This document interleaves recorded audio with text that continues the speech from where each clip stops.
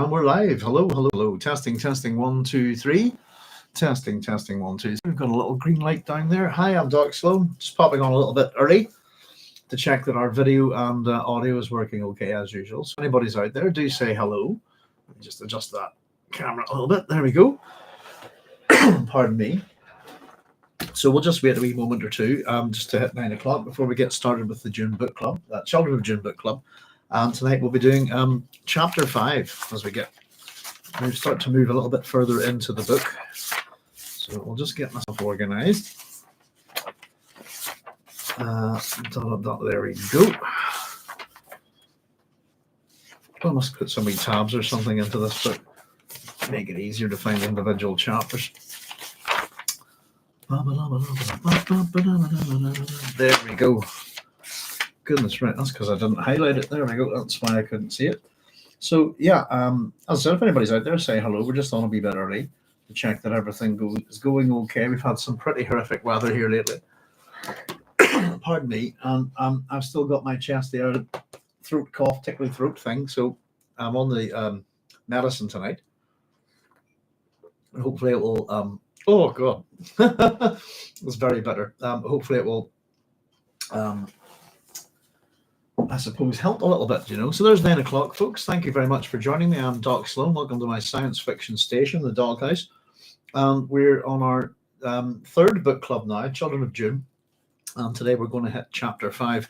I've entitled this chapter, none of the chapters obviously have names in the book, but I've entitled this chapter Theotokos, which is a Greek word which means mother of God, basically.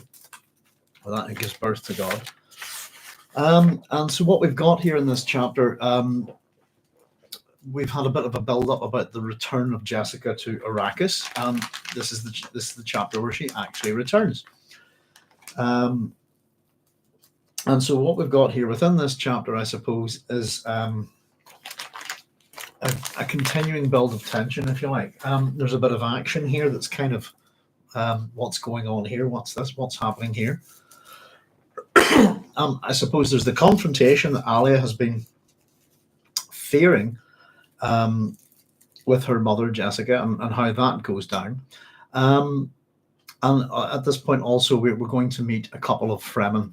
So we've got some reunions, if we like, and the way that Frank likes to draw things up within his book is that sometimes we can, if you want, you can do this, that you can draw a mandala and put characters on compass points, if you like. So we've got Gurney and Stilgar, for example. We have Jessica and Alia in this chapter, and then we also have Zebataleph and Javid, who are two Fremen priests. And so what we've got here is a little bit of action, a little bit of politics, a little bit of intrigue, all the things that Frank does really well, very subtly, I often find. And yeah, there's a few wee interesting things within this chapter. There's somebody saying, "Hi Doc, good chapter title, thank you." I've only started doing this recently, Cynthia, but it's something I just started. Let's put in a little thing that explains, you know. But I just thought that's a word that kind of there's a bit. It was just whenever she goes, there's a bit within this chapter where, you know, slowly as befitted the mother of a god. I just thought, oh my goodness, you know, there you go. But there's a word for that. And I've been thinking about Jessica as a kind of queen mother, a Semiramis image. Ah, very good. Yeah, it's kind of it's an interesting sort of. The other thing about this chapter, Cynthia, is just in terms of how you're thinking of Jessica, like a bit like a queen mother, a queen grandmother, this kind of thing. There's a level of this chapter is also about power, isn't it? I think. But yeah, that's thank you. That's a Semiramis image. Yeah. Let's have a wee nosy at that. That means what I think it means.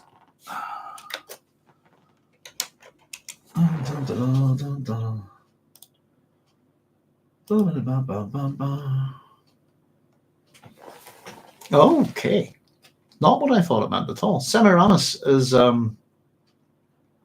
the legendary Lydian Babylonian wife of Onus and Ninus, who succeeded the latter on the throne of Assyria.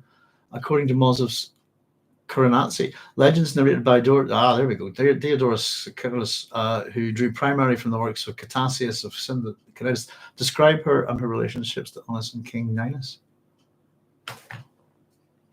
The real historical Shamir, the original Akkadian form of the name, was the Assyrian wife of Shamshi-Adad V, 824 BC to 811 BC. She ruled the Neo-Assyrian Empire as its regent for 5 years. That's very good. That's not at all what I thought. I'm glad I looked that up, Cynthia. It's good to look up words you're not too sure about, isn't it? I'm going to scribble that down and investigate. That's kind of interesting, isn't it? We're into the. I'm quite fascinated by women from the ancient world. I'm reading Herodotus here at the minute. We haven't gotten to here. Let's see. The name of Semiramis came to be applied to various monuments in Western Asia and Anatolia whose origins had been forgotten or unknown. Even the Behistun inscription of Darius, Herodotus ascribes to her the artificial banks that confined the Euphrates. He knew her name because it was inscribed on a gate of Babylon. Various places in Mesopotamia, Media, Persia, the Levant, and Anatolia, the Arabian Peninsula, and the Caucasus received names recalling Semiramis. Historical figure is Shamiramat, who certainly existed, it says here. I must have a wee nosy into that. She's not the here, hang on, do I know her? That's not, no, I'm thinking on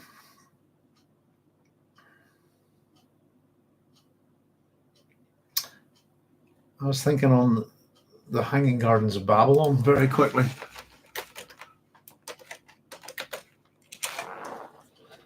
Bear with me a wee second, Cynthia. No, that's who I was thinking on. Queen Amyatis. Just very quickly, just from this, very interesting women in the ancient world. According to one legend, the Hanging Gardens were built alongside a grand palace known as the Marvel of Mankind by the Neo-Babylonian king Nebuchadnezzar II. And he's 605 to 562 BC for his Median wife, King Amyatis, because she missed the green hills and valleys of her homeland. This was attested to by the Babylonian priest Berosus, writing in about 290 BC, a description that was later quoted by Josephus. The construction of the... Oh! It's here! I'm not... The construction of the Hanging Gardens of Babylon has also been attributed to the legendary queen Semiramis, and they have been called the Hanging Gardens of Semiramis as an alternative name. That's where... I'm sorry, I'm slapping my head, Cynthia. That's where I know that name. The Hanging Gardens of Babylon. I'll send you an article regarding the history of the stories about Semiramis. It's a memory thing, Cynthia, but that's where I know that name from, is that the Hanging Gardens of Babylon are supposed to be built by her. Excellent, thank you very much. That was a wee quick fun thing around the world. And oddly enough, I was going to wait till the next time we have a bit of a chat about oracles, but I've been running through Herodotus, oddly enough, particularly the first section of the book, looking at discussions of oracles and the impact that they have in the ancient world, Brilliant, Cynthia. I think it's Semiramis, absolutely fascinating individual to have such a cultural impact. Goodness, my old memory. Semiramis. I was reading recently about the oracle of the horses and the snakes. I think it's to do with King Croesus. And that was fascinating. I'm going to keep that one for you, but we'll get to it. But yeah, that's just like when I know that name and I'm thinking, I don't know, maybe I was trying to, and then just looking through them, and then immediately it just made me think of the woman that's attributed to the Hanging Gardens of Babylon, and lo and behold, whose name is next to it. That's great. I love that. Brilliant. Thank you, Cynthia. There's Babs saying, "Evening, Doc, and howdy y'all." Hi, Babs. How you doing? So they're saying hi, Babs, and hi, Cynthia. Hope you're all keeping well, folks. I do apologize about last week. I was coughing and spluttering so badly. I'm one of these people that is really bad at figuring out he's not well. So I've been doing something about it this week, and I'm on the incredibly. So excuse my face turning up. I'm having the little lemon. Oh, it's terrible. For the old throat, I've got such a tickly cough. It's really annoying. But there we go. That's interesting. Jessica's a character, Semiramis image. Very, very good. Yeah. Mother Theotokos, Mother of God. And I suppose within this chapter, we do have the nature of power within it as well, I think. And we have particularly, again, two Fremen characters who are priests. And our epigraph is going to sort of start, pardon me, that discussion about the Fremen, if you like, but the nature of power, how we get it, how we control it, how we hang on to it is within this chapter, but it's a subtle thing. I think it's not too overt. So let's get cracking, folks. The Fremen, here's our epigraph. The Fremen must return to his original faith, to his genius in forming human communities. He must return to the past, where that lesson of survival was learned in the struggle with Arrakis. The only business of the Fremen should be that of opening his soul to the inner reachings. The worlds of the Imperium, the Landsraad, and the Chone Confederacy have no message to give him. They will only rob him of his soul. Pardon me, that's the preacher at Arrakeen. So I've made a wee note. The preacher, of course, we'll learn is Paul. It's already been suggested to us within the book that it is Paul. Pardon me. And I was just going to suggest very briefly, I've written next to that Soul Hunter. Bear with me 1 wee second. Where's my Soul Hunter?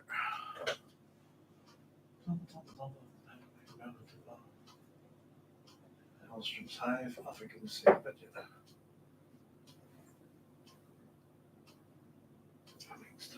Sorry, bear with me, folks. I can't find it. I'll not worry about it if I can't find it. Goodness, I've mucked about with my Frank Herbert books. They're all over the place. Apologies. I was going to try and lift a copy of Soul Hunter off the bookshelf there, but I'm not. I don't want to go start wandering about there. Let's just bring it up. Soul Hunter is one of Frank Herbert's books, isn't it? Is that what I'm thinking? Or here, no, hang on. What am I thinking on? Bear with me a wee second.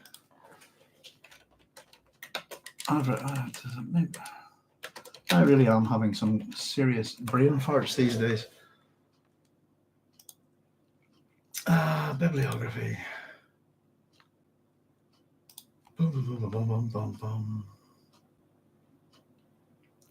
Soul Catcher.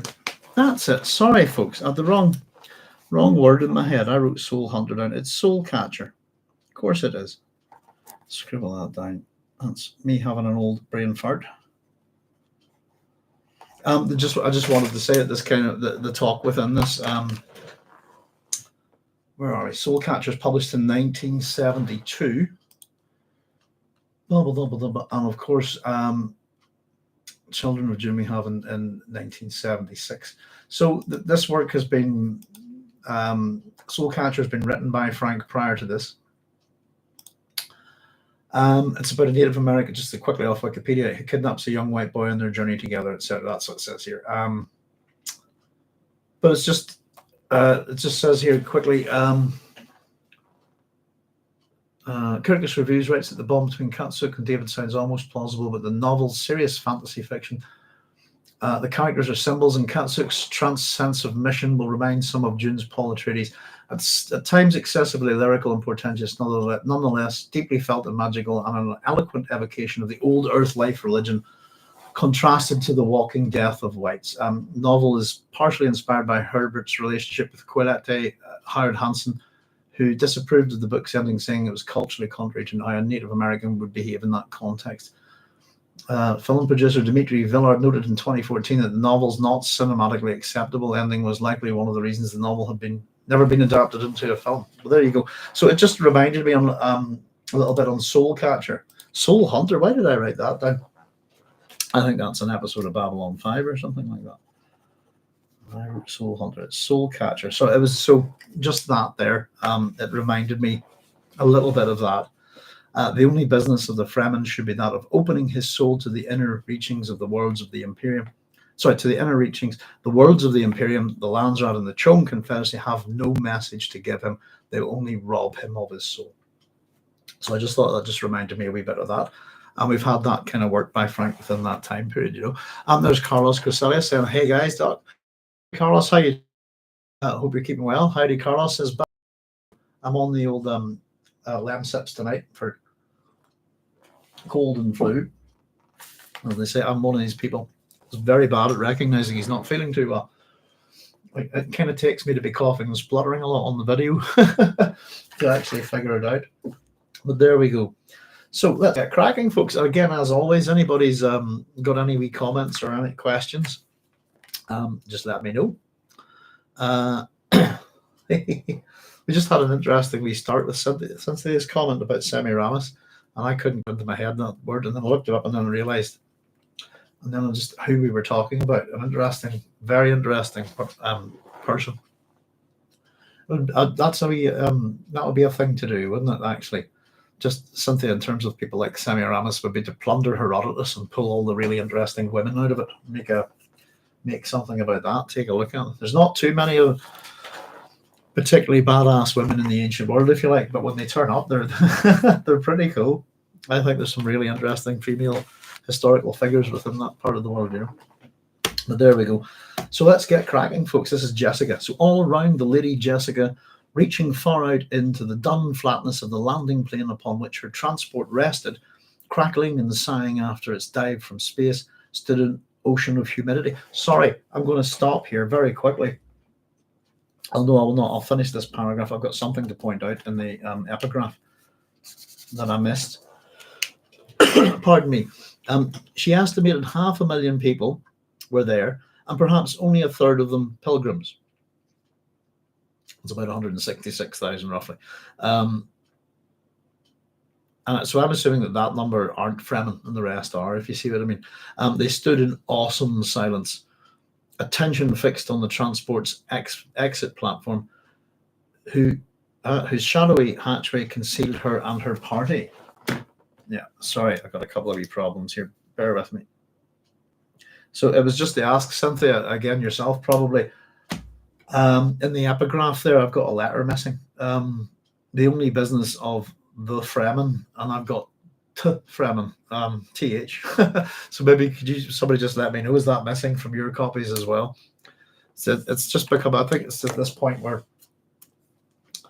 I don't know, just like I think if we started off finding all the mistakes, we should just keep at it. I think that's the tended to listen. But I've got a letter missing on the word the only business of the Fremen, that bit there should be that. I've just got TH. So there we go. So sorry, that was just it. There's again another little publishing error, misprint, mistake, etc. That kind of thing. I thought I was going to be serious about sticking a thing up on the wall, number of chapters without mistakes, and then I actually thought it was kind of a pointless endeavor. I have the only business of the Fremen should be that of opening his soul to the inner teachings. It should be that of opening his soul to the, yeah. It's, you've got a full the. I've just got a TH. So it's again, it's I don't know how these things happen. I'm still trying to figure out how that's happened.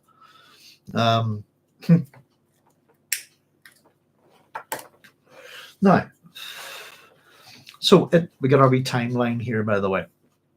We've started our book really at just before dawn, with Stilgar checking out the kids. Then we've had that, we've moved along. So we're now at the time we're told it lacked 2 hours until noon.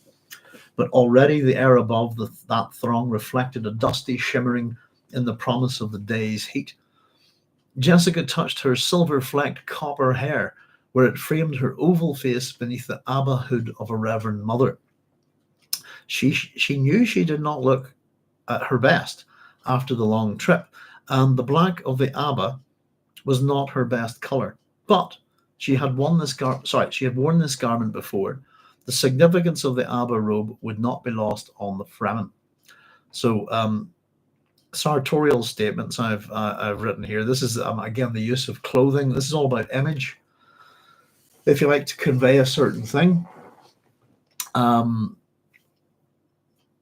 we're getting a little bit of a description again of Jessica, I suppose. But the significance of the Abba robe would not be lost on the Fremen. In other words, she was a reverend mother, a mother to Muad'Dib, Sayadina to the Fremen, this kind of thing, and a grandmother to the twins. And she sighed, first time. Space travel did not agree with her, and there'd been that added burden of memories. The other trip from Caladan to Arrakis, when her duke had been forced into this fife against his better judgment.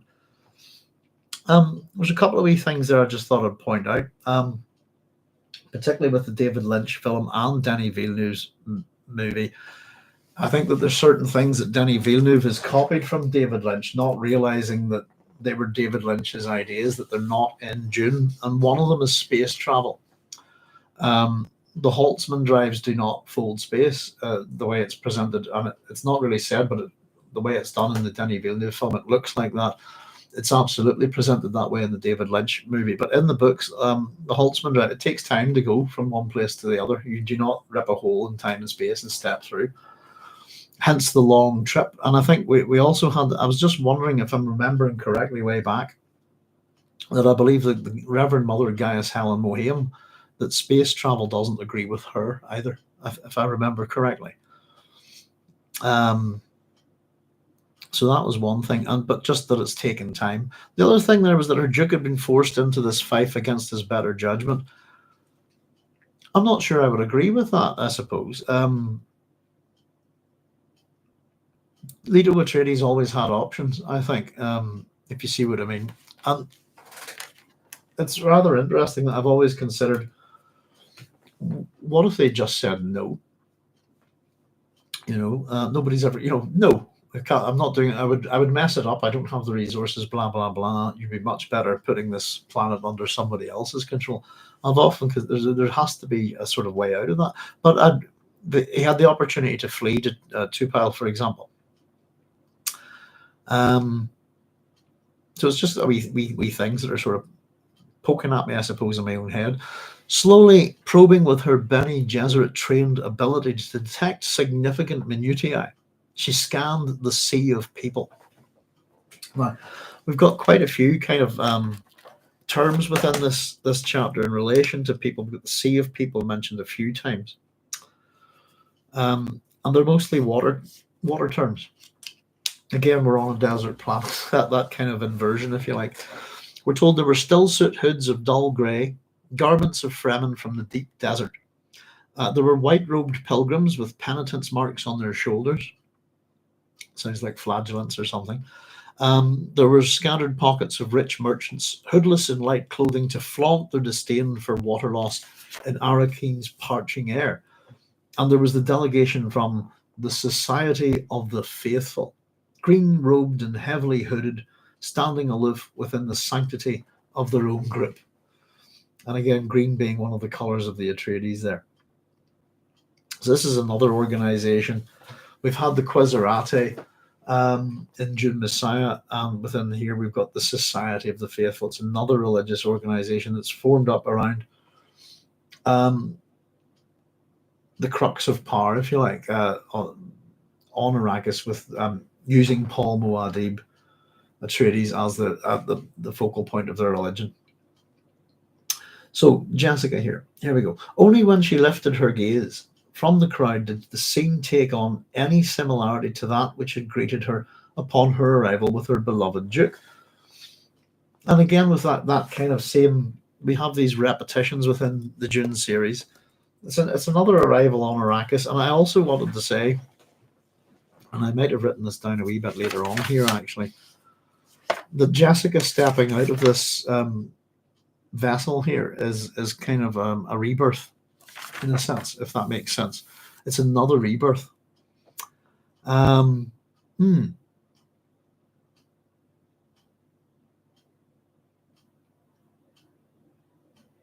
Carlos says Leto was also ambitious and saw the possibilities of Arrakis. Yeah, absolutely. I forced into is one way of looking at it. It was an opportunity for him to take the throne, I thought.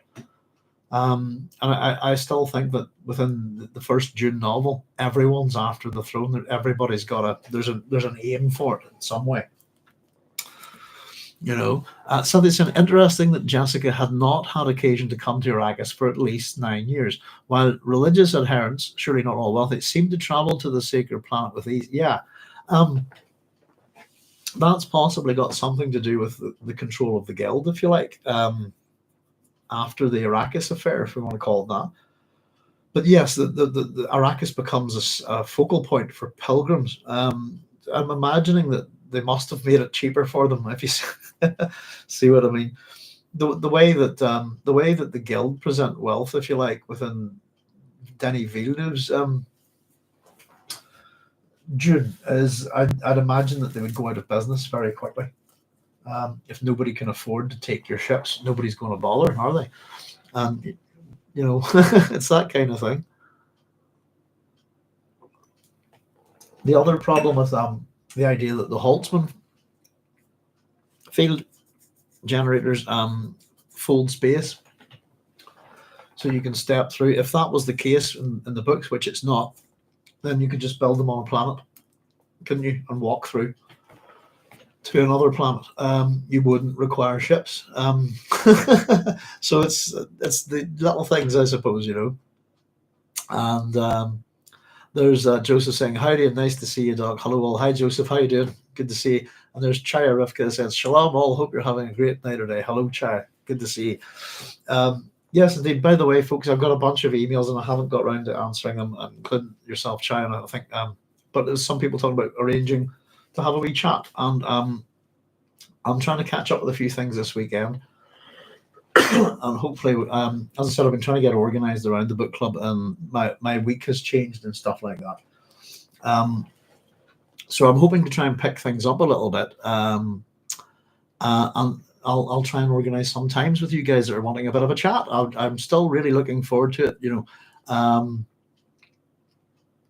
And there's Joseph saying, "I am well indeed, thank you. No worries." As I said, I'm going to try actually to get us up twice a week. Not for the book club, but I'm hoping to do, once I can get myself kind of life's organized and stuff a bit better.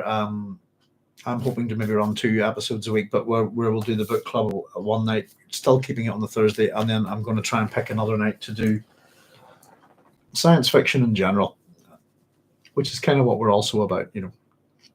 Pardon me, got the hiccups. This lemony stuff's very lemony. Pardon me. Yeah, so any similarity to that which had greeted her upon her arrival with her beloved Duke. So it's this repeat of her arriving, if you like, on Arrakis is evoking memories. And we get and we're going to hit a bunch of problems here, folks, by the way, I think. With timing. We can have a wee chat about it in a minute, I think, as soon as we get there. What is the first truly science fiction book ever written? Wrong day question. Sorry, it's okay. It's a good question. Proto science fiction. I imagine it hasn't been found yet, if you see what I mean. I'm kind of curious. I will do something about it someday, Joseph. But at the minute, you could go with a Vera Historia by Lucian and Icaro Menopus by Lucian as well, both of which are the 2nd century AD. Aspects of science fiction, it depends, because there's a lot of myths and epic legend, these kind of things that are conflagrated with science fiction, you know. But it's a good one, and I'm also working on. I'm hopefully about to. Once my throat's good, I'm going to drop a bunch of. We're going to do some proto science fiction for you as audiobooks. I've been planning to do Lucian's 2 works together for some time, and I'm getting ready to. Really, the thing that I've always wanted to do, Joseph, since I started here, it's not science fiction, it's a classical work, but I'm getting ready to record 2 different versions of the Triomyomachia, which is the war between the frogs and mice, which is attributed to Homer, but it's also, believe it or not, attributed to Lucian. And there's a heck of a time period between those 2, 1,000 years pretty much, which is interesting, you know. So, but if you want to have a good read of proto science fiction, Joseph, you could start with Lucian's 2 Journeys to the Moon, Icaro Menopus, and a Vera Historia, which is a true history or true story. However, I will say this: Icaro Menopus, there's a relationship between Lucian and Menopus in their writing. It's quite possible that what we call a Swiftian satire now, after Jonathan Swift, used to be called Arrakeen, and that's kind of the Calrissian's work, if you like, but Menopus is a person to look at, but we have nothing that survives by him. But we're always finding new stuff. Carlos goes with Frankenstein, maybe. I wouldn't go with that. Frankenstein, that's it's one of the big arguments. Sorry, I wouldn't go with that. Carlos, Frankenstein's one of the big stories that's put forward. It's mainly Brian Aldiss's idea that science fiction begins with Frankenstein. We've got a whole bunch of stuff like that. But I'll tell you something, guys. I'm getting ready to sort of start doing a lot more work on the station. And we'll get back to the book club quickly. But see, some people will go with Frankenstein. Some people go with Gulliver's Travels. Some people will go with the magazine era in America, which is a load of nonsense. It depends on your arguments for, but I think I can put a pretty good convincing case. But I'm thinking I did a little brief history of science fiction, a very brief history of science fiction, just as a wee bit of fun for 5 videos. Covered 2,000 years in it. So I am considering, YouTube's been kind of letting me know that what do people who watch your show kind of want? And the answer is they want a history of science fiction. So I'm possibly going to work towards that soon. And I think I could do it episodic and make it manageable. And I'm thinking on modeling it on Carl Sagan's Cosmos, if you see what I mean, following the same kind of structure.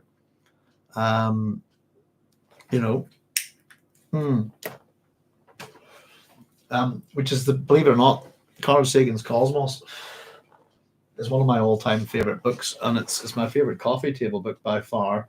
And it's about somewhere. There it is. And so I'm hoping to do. I'm going to start getting some notes and ideas down for this. I'm hoping to do a history of science fiction modeled on the sort of structure that Cosmos uses. So 13 big chapters, really. But this is a book that turned a lot of people into scientists. It's the book that turned me into a classicist, believe it or not, because it has a very interesting relationship with myth and legend. But the Cosmos begins with quotes from the Popol Vuh of the Quiche Maya, the Book of Job, Blaise Pascal's Pensées, and T.H. Huxley's 1987. It's full of stuff like that. And it led me to all sorts of things. But it's who doesn't love Cosmos? I mean, I watched this when I was a kid. It was the greatest thing on TV.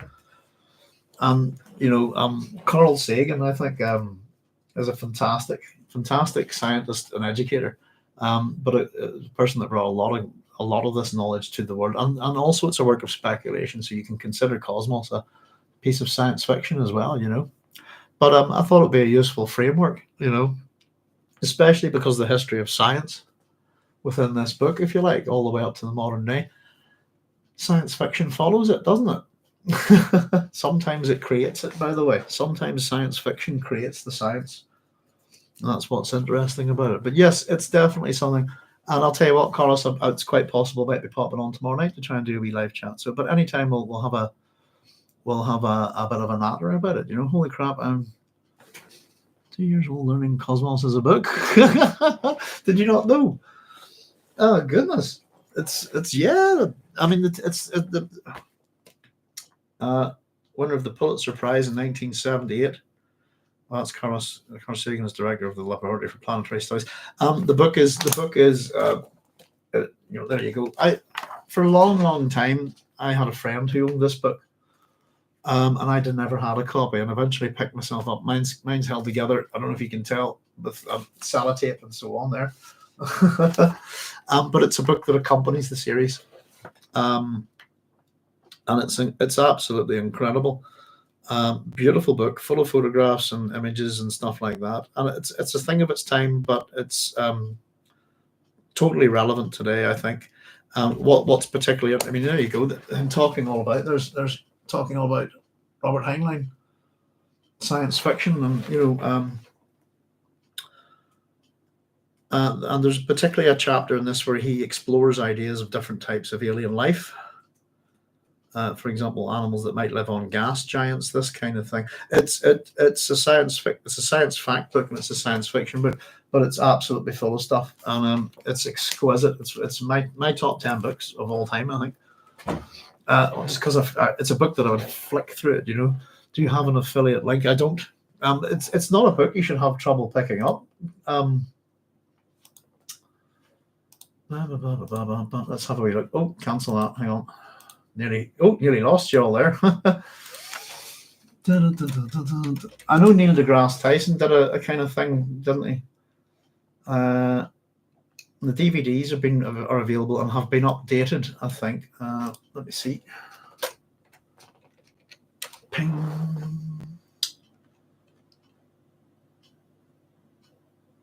Yeah, it's. I'm just quickly looking at. There we go. I don't know if this will fit in the link. Boom. Let's see. Can we paste that in? No, it's too. Keep getting links that are too big for YouTube. Let me just delete that. It's available for sale on Amazon. Who's asking out there? Affiliate link. Hang on. Let's just. Oh no, I'm not involved in anything like that. Let me just see. Sorry, I've jumped ahead a little. So Frankenstein, maybe that's what had me asking. I saw a post somewhere. Joseph Smith saying, "I love your readings." Thank you. Who doesn't love Cosmos? What's not to like? Holy crap! I'm today years old learning Cosmos as a book, and it's the book I watched the TV series growing up. It was on the BBC, who I think partly paid for it. On Thursday nights. Thursday night TV when I was a kid was fantastic because you had Blake Seven, you had Cosmos, you had Ken Holmes' Chinese Cookery, and I think you had an American show called, if I remember right, what was it called? WKRP in Cincinnati. Is that it? WKRP. Things you remember from when you were a kid. Goodness gracious. WKRP in Cincinnati. What was that? Was that a sitcom or something? Goodness gracious. I'm a bad man, not at all. No, I did not know. Nary a clue. Yeah, it's a great book. Pick it up, and don't go with the Neil deGrasse Tyson thing. It's Carl Sagan all the way. The original book and the original series. And I said I've got the DVDs, and they're still fascinating to watch. He's one of the greatest speakers, I think. I'm always interested in public speakers and the use of voice, how we use our voice. I think Carl Sagan is an exceptional communicator. I've often thought that Barack Obama, in his speech, was imitating him. If you see what I mean. If you put Barack Obama up on a screen and put Carl Sagan up and listen to how they talk, I thought that was very interesting. Carlos is saying I can grok that. Just wanted to see if the channel might benefit. No, I'm not affiliated to anything. Joseph, and as much as people call me an academic, I'm not associated with any academy or university. I'm one-man show, unfortunately. Well, or fortunately, but it just makes things hard to do, I suppose. Carlos, just want to say, Carlos, I grok you, my fellow god. I can find the book myself on. Joseph through art, God, laugh out loud. Very good. In Cincinnati, yes. Joseph Smith saying, "You old duff." Wait a sec, I'm old too. It's one of those things, isn't it? I only figured out recently I got old. I swear I did not mean to distract as youth is wasted on the young. Laughing out loud, says Carlos. It's not a problem, Carla. Joseph, sorry. We get distracted here all the time, but it's a rhetorical technique, isn't it? Diversity. We can bring you back, no problem. But and we often bring so many things into this, but not a bother. I'm always happy to answer any questions. A lot of our chapters are quite short here at the minute, so it doesn't really affect. We can jump off topic a fair bit, but we always get back there. Now, here's this little bit that I was talking about. How long ago had that been? This is Jessica's thinking about returning to Arrakis. More than 20 years. She did not like to think of these intervening heartbeats. Time lay within her like a dead weight, and it was though her years away from this planet had never been. And Jessica's thoughts here are once more into the dragon's mouth, she thought. Now, very quickly, I've got problems with the timeline in the books. And I've made a couple of little quick notes here. And Alia is the kind of person that you can use, I think. 20 plus years. So basically the events of Dune take place from 10,191 to 10,193. We can confirm that, by the way, with the deaths. As much as we know at the beginning, it's the year 10,191.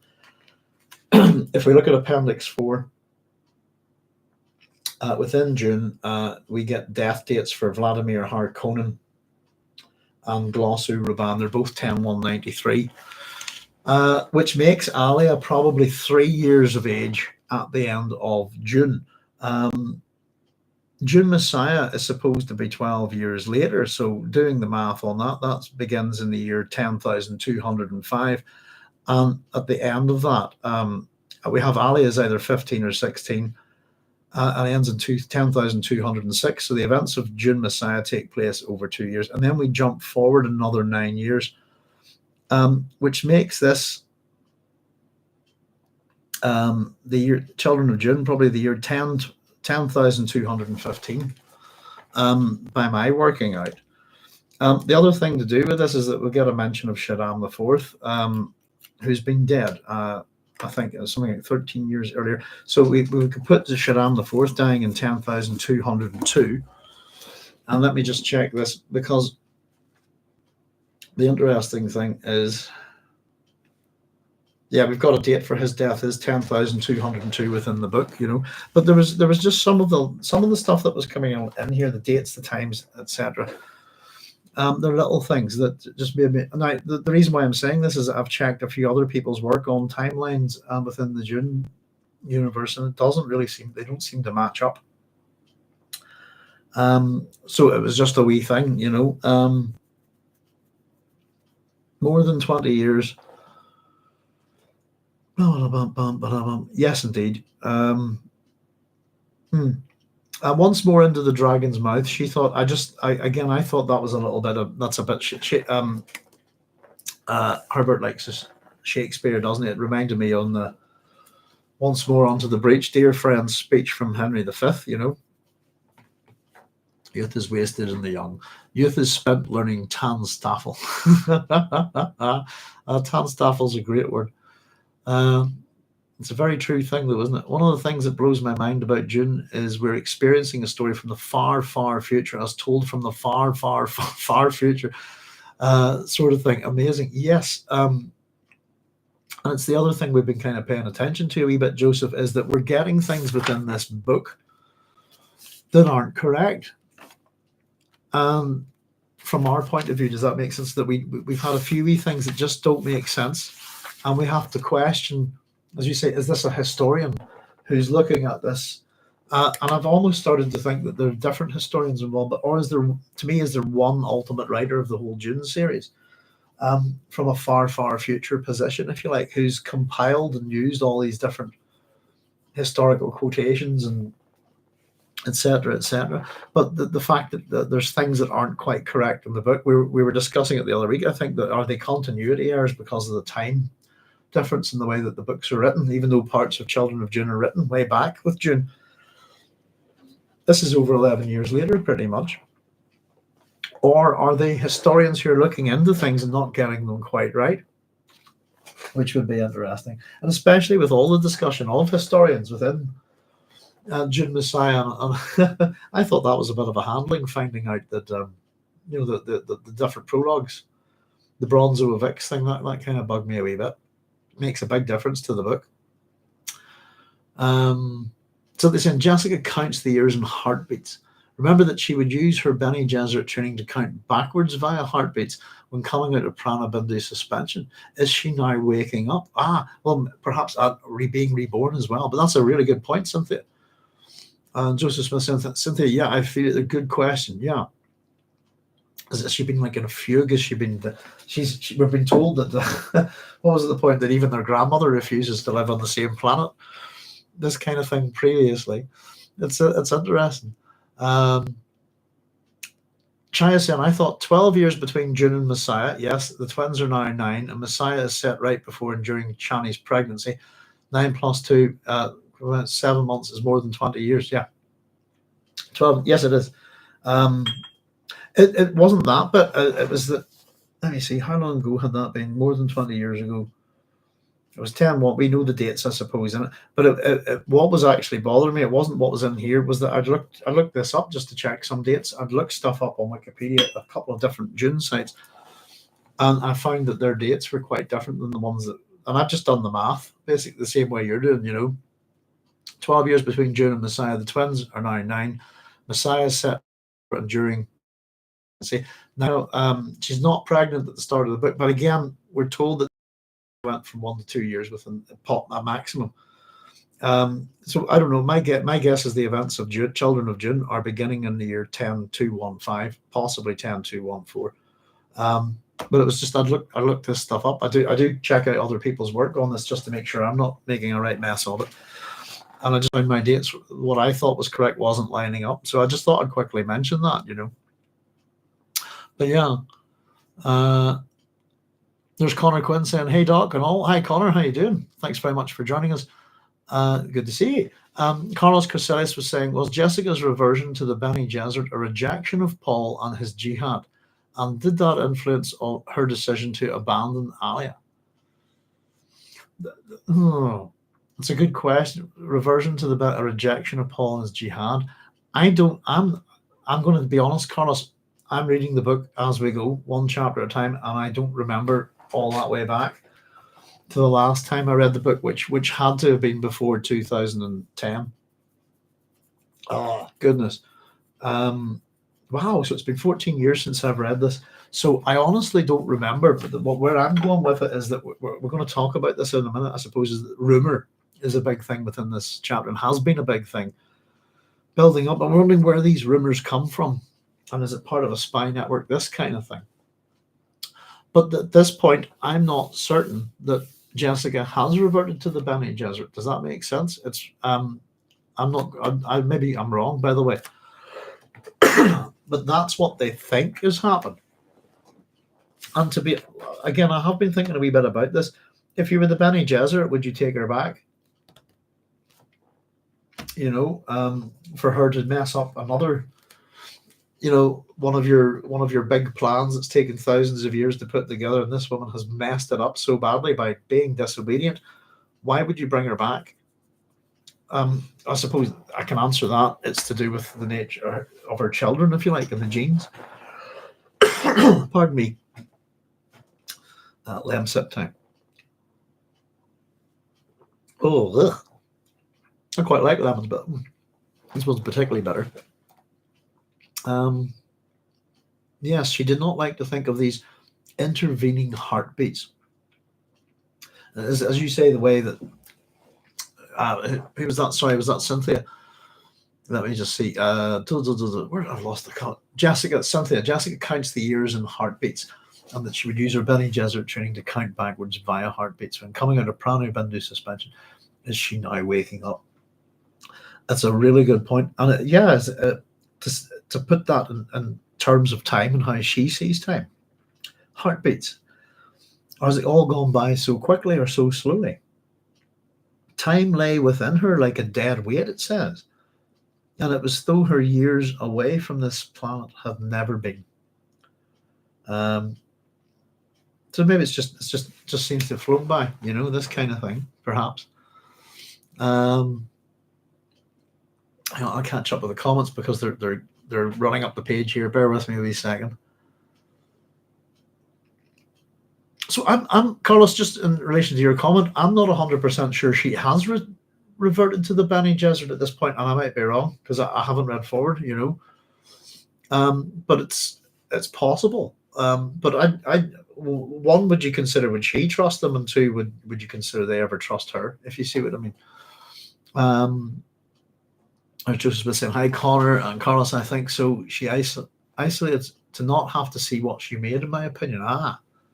Yeah, well, it's interesting why she ran away. Or maybe, again, but Jessica's pretty. By the end of the first Dune novel, Jessica pretty much has Arrakis fatigue. I think she's absolutely scunnered with this life, and I think it's just a desire to get away from it all. But the interesting thing is, why does she not come back? It's a good question. It's the same as the question about why did the Bene Gesserit take 15 years to have a go about Paul Atreides, and you could have a bit of fun with this and just say it's because they can't afford to travel. Dear oh dear. Connor saying, this is why I like the Dune Encyclopedia. The story happened long ago in it, and there are made-up bibliographies and scholarships covering it. Yeah. Again, it's within that we were just saying.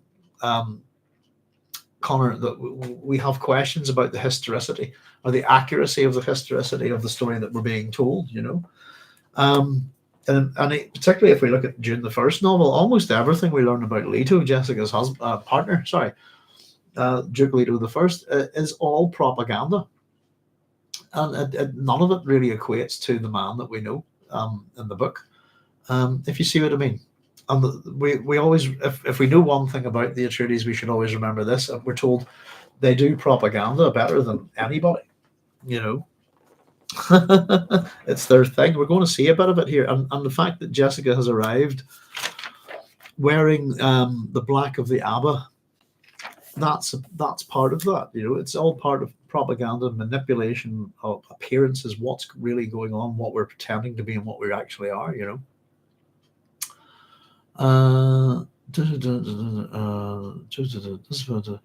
Any relation to the awesome Quinn's ideas? Connor Quinn said, "When did I wear his first name is Quinn, if I remember correctly. It's called Quinn Howard, I believe." Joseph Smith says, "Well, we still love you, Connor." Oh, thanks. Likewise, my dude. I can feel the love laughing out loud, says Cross. Yeah. Sound that gets everywhere. It's cool. Says Joseph. Very good. So here we are, here upon this plane.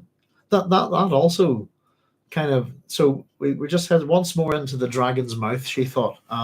Here upon this plane, her son had wrestled the Imperium from the late Shaddam IV. I just thought it's very reminiscent of Henry V. A convulsion of history had imprinted this place into men's minds and beliefs. She heard the restless stirrings of the entourage behind her, and again she sighed. That's her second sigh. Wondering what she's sighing about. We'll see by the end of it. I suppose that there's an emotional response to Jessica coming back to Arrakis. This is where everything went to hell, literally, I suppose. Or lost Duke Leto, all of the things that happened, it surely must stir up quite painful memories for her. Well, we get a little bit of a range of emotions with her, but she's also come to see. There's a couple of reasons she's here to see Alia, and she's here to see the twins. And there's going to be, I suppose, there's going to be different aspects to the emotions, although she'll not meet the twins within this chapter. So we're told they must wait for Alia, who had been delayed. Alia's party could be seen now approaching from the far edge of the throng, creating a human wave as a wedge of royal guards opened a passage. So we've had, just to point out the use of language by Frank, we've had sea of people. We've had it mentioned, we'll have it mentioned a few times actually. And now we have this human wave. So it's just, Herbert quite likes doing this, putting in sort of watery terms for his desert world, if you like. It's a good juxtaposition, I think. Jessica scanned the landscape once more. Many differences submitted to her searching stare. A prayer balcony had been added to the landing field's control tower. And visible far off to the left across the plain stood the awesome pile of plasteel which Paul had built as his fortress. That'll be a good one for Carl Sagan to say. The awesome pile of plasteel which Paul had built as his fortress. I went a bit Jeremy Clarkson there, I think. It's an interesting thing, by the way. We often talk about nature, etc., within the books, the land itself.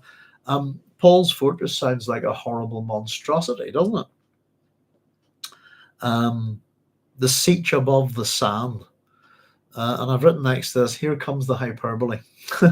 So it was the largest integrated single construction ever to rise from the hand of man. Wow. Entire cities could be housed within its walls and room to spare. Now it housed the most powerful governing force in the Imperium, Alia's Society of the Faithful, which she had built upon her brother's body.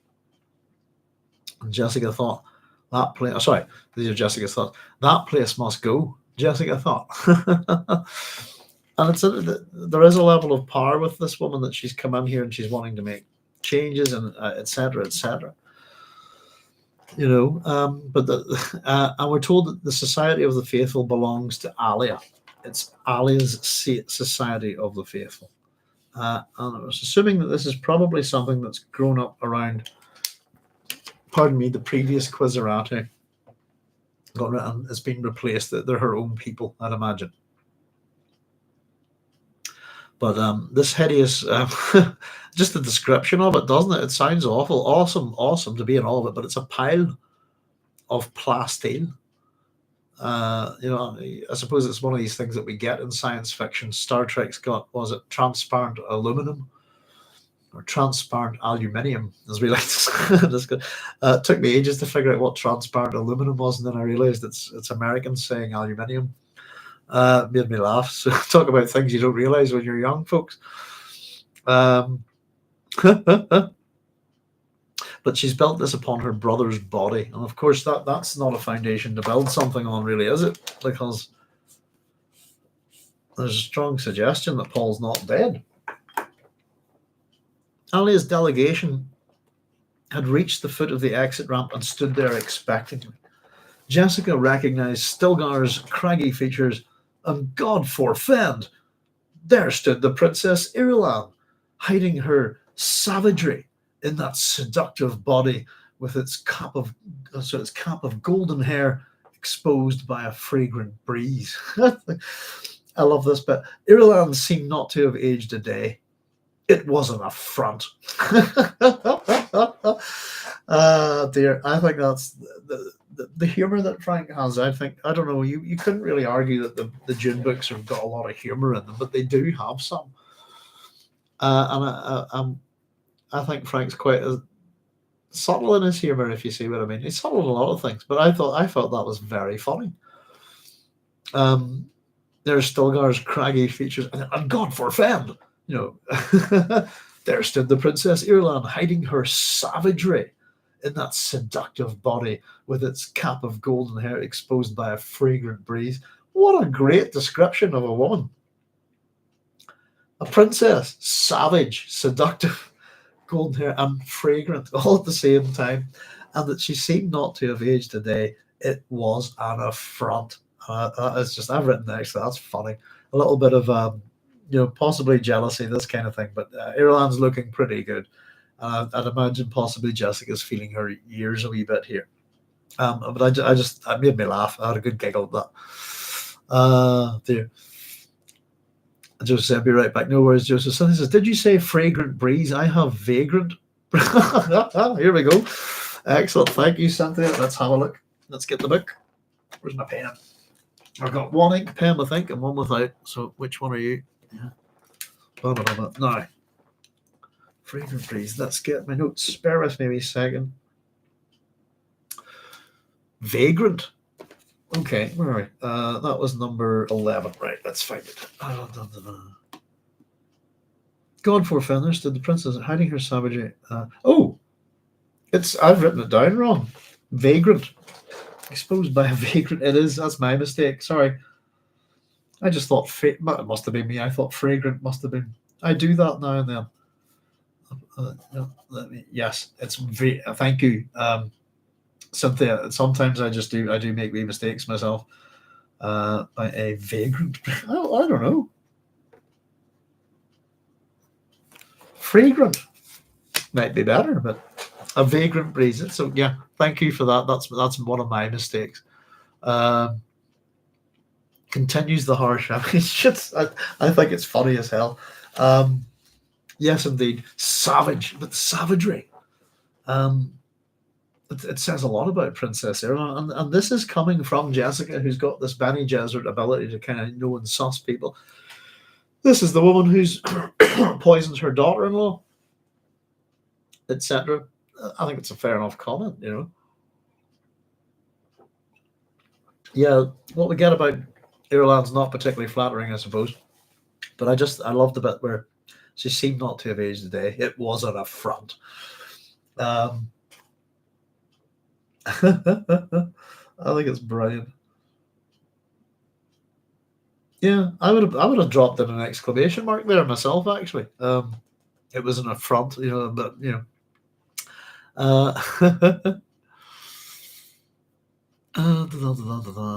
Conrad Quincy clasping her pearls Jimmy Faulkner, hi Jimmy, says, I know this may sound weird, but did Frank Herbert in Dune or any of his other works, fiction or non-fiction, about famous theory of forms? If he did, would he agree or not? Don't know. I've talked about it a fair bit.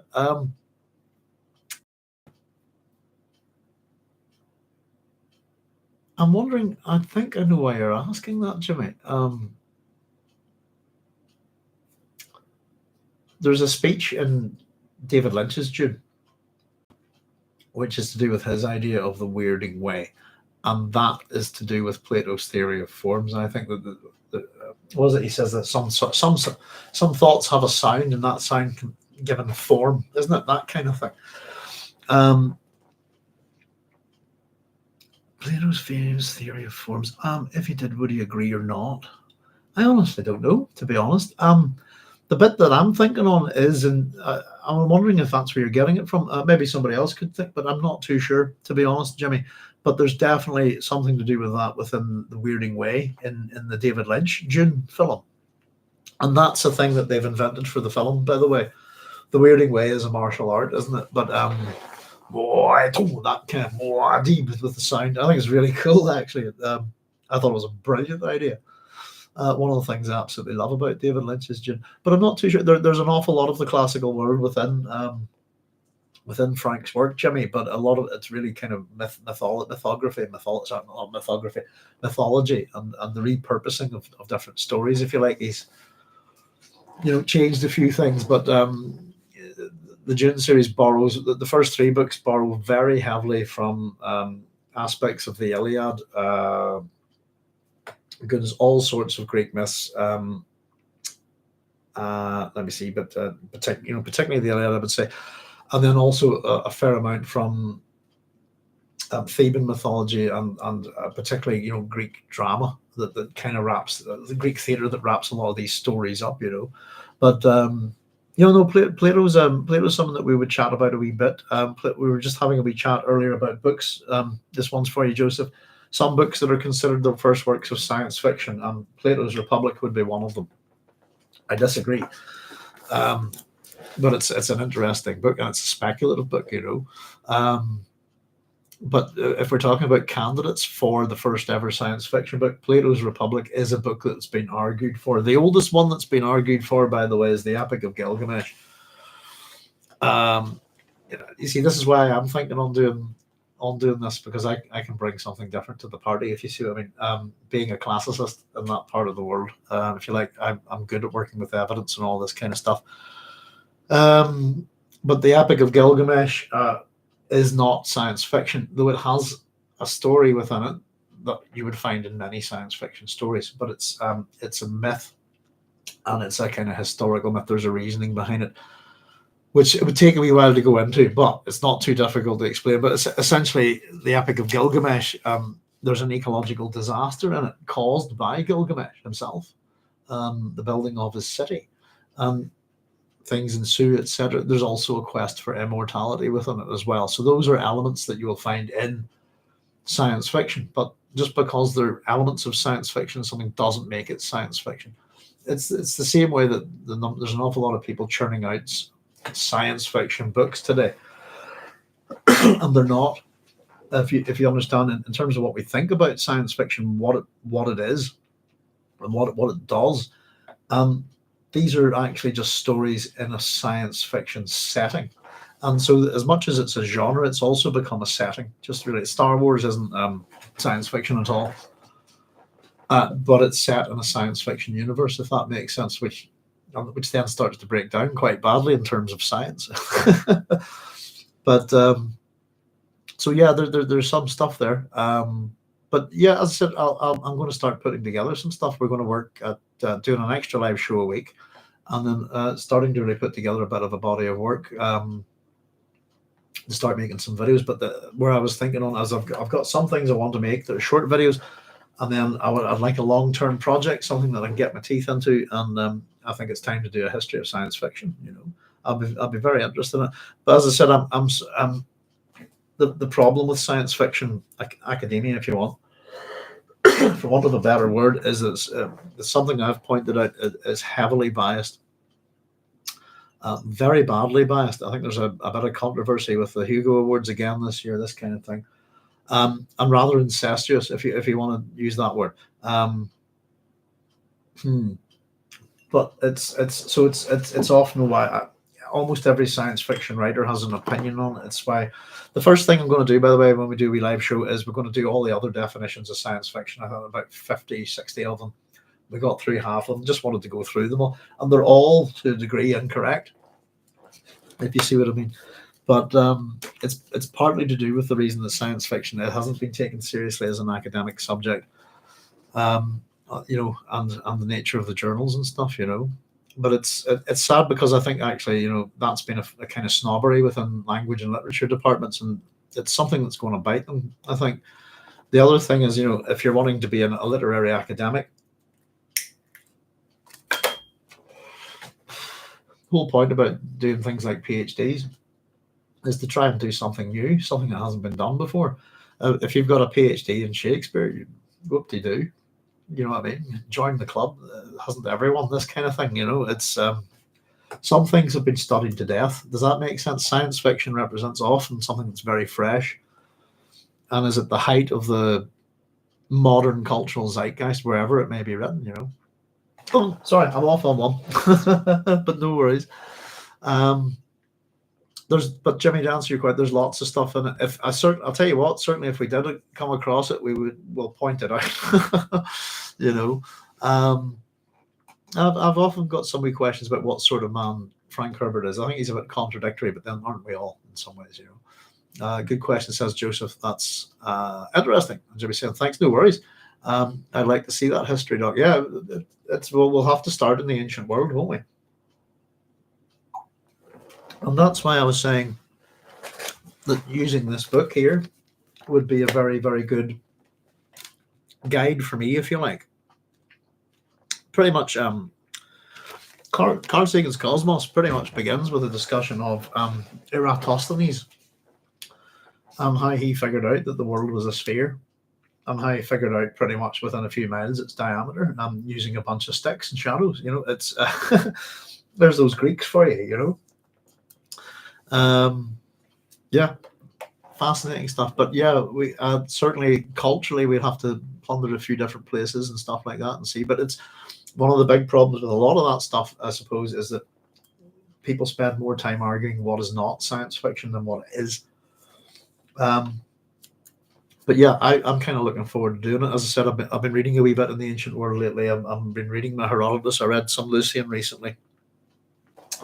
Loving it. It's kind of, yeah. I've got to the point where I'm an age, as somebody pointed out, we've all got old. That I realised, though, I haven't read so many of these books in X amount of years, and I start thinking about them and go, what can I remember? Did I enjoy? I've always remembered the sense that I enjoyed a book, but you've got a 600-page book. What exactly do you remember from it?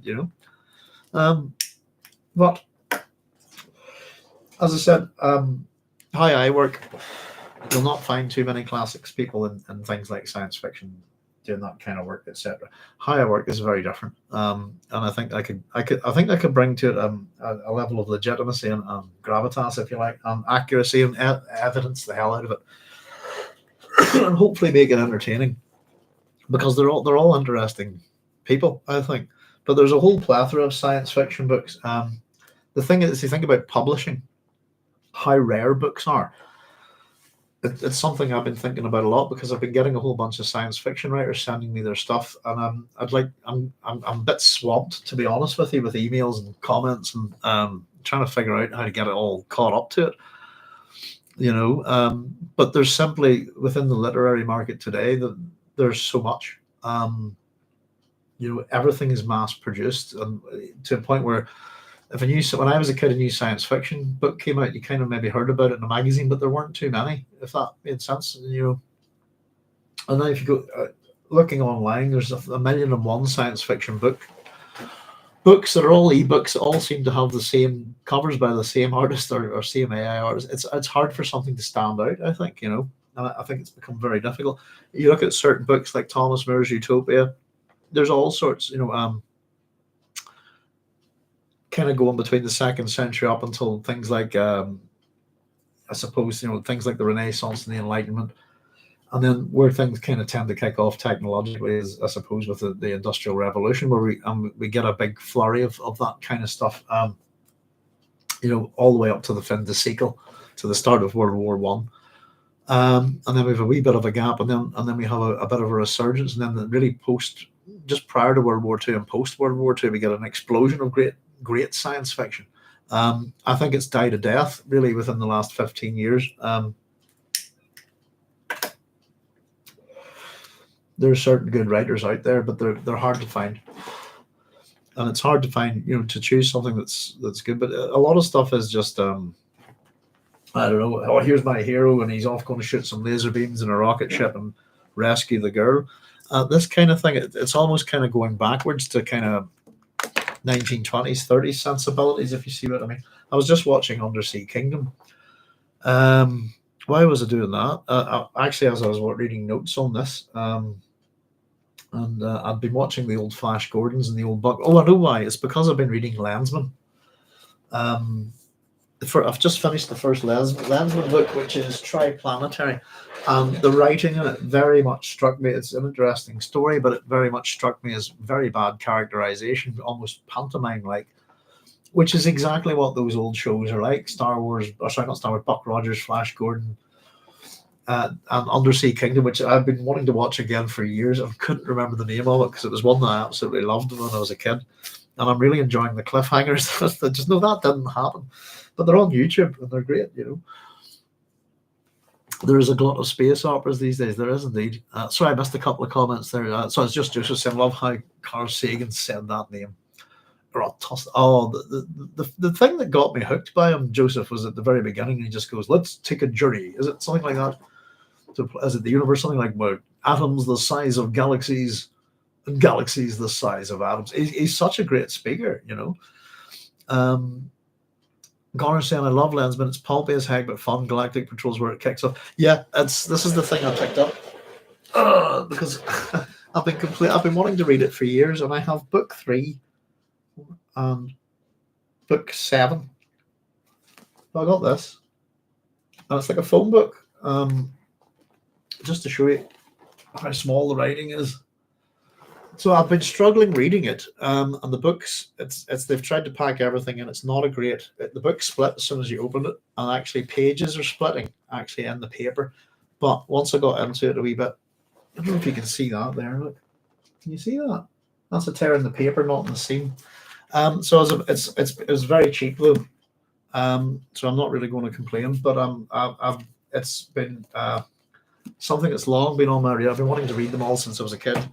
And I'm a second-hand book shop buyer. I've never managed to get book 1, so I finally bit the bullet and got it, and I'm enjoying it, by the way. But yeah, I've got, what have I got? I've got Galactic Patrol, and I've got Children of the Lens. And what's the manga? There was a Japanese manga. Was it Children of the Lens? I can't remember. It came out a long time ago. And I quite enjoyed it too. But yeah, I'm enjoying it. It's not the best written of things, but it's good fun, and you really can see. Goodness, Connor, you can really see Lensman's hand in things like Star Wars and Dune and this kind of thing. And I think that's why I was enjoying watching the old Flash Gordons and Buck Rogers. And then I've gone on to Undersea Kingdom, because it had those kind of shows had that same kind of feel to it, if you like. And I love them. Absolutely love them. Here we go, folks. So we were giggling at the Irulan's not aged a day. So, and there at the point of the wedge was Alia, her features impudently youthful, her eyes staring upward into the hatchway's shadows. You might get a sense that Jessica's a little bit vain here. Everyone's looking well and good, but she seems to just not be amused by it. Impudently youthful and a front, I think, is just funny. It's a little bit. It's a lovely little bit of insight into your character, I think. And it's a little bit. It's just a wee kind of whimsy, I think, because we're going to see her go a lot more serious here. Jessica's mouth drew into a straight line, and she scanned her daughter's face. And this is quite an important wee bit here. A leaden sensation pulsed through Jessica's body. and she heard the surf of her own life within her ears. There's another water term. We've had the human sea, we've had wave, we've had the surf of her own life within her ears. The rumors were true. Horrible. Alia had fallen into the forbidden way. The evidence of abomination. So there we go. So this has kind of been the worry that this is what's all been set up as and it's simply all it does is take a look, really. And I think this is quite sad. Jessica, in the few moments it took her to recover, Jessica realized how much she had hoped to find the rumors false. What of the twins? She asked herself. Are they both lost too? And this is the bit where I came up. This is the bit where I came up with the title Theotokos for this chapter. So just the suggestion here is that one of the twins, are they both lost too? The suggestion there is Alia is lost, whatever that means. For those of you who know a bit about it, I suppose we do know a bit about it. But it's sad, if you like. Generally, this is her daughter. And the potential that her grandchildren as well. And she's lost her son. But this next little bit here, this we were asking who's writing this. Slowly, as befitted the mother of a god, Jessica moved out of the shadows and onto the lip of the ramp. Her entourage remained behind as instructed. These next few minutes were the crucial ones. So at the top of this page of my notes, I've just written tension, just kind of as at the point where after Abomination, and then at this point I've just written the tension's building. And that Jessica stood alone in full view of the throng. That's funny, I wrote thong there. Let me just change that. Full view of the throng. Must have been all that talk of everybody being youthful and savage and seductive. In full view of the throng, and I've just put this is important. This is I've written that this is Atreides' bravura, if you like. She heard Gurney Halleck cough nervously behind her. Gurney had objected. Not even a shield on you? Gods below, woman. You're insane. But among Gurney's most valuable features was a core of obedience. Sorry.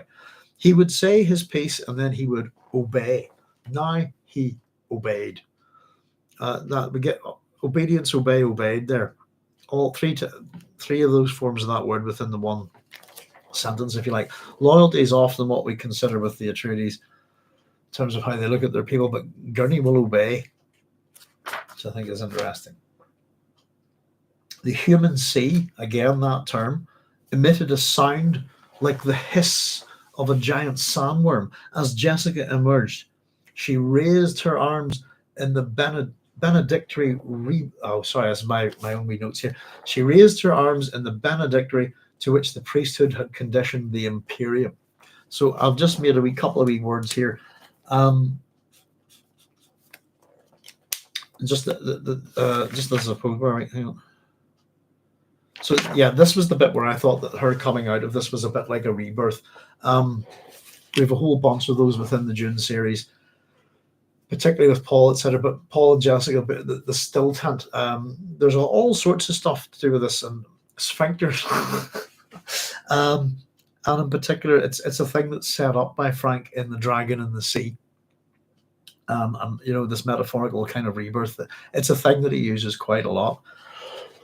So as much as it's a return, if you like, or a re-emergence, I just thought, just in terms of those metaphors, I tend to think of her coming out of this transport as a rebirth into Arrakis again.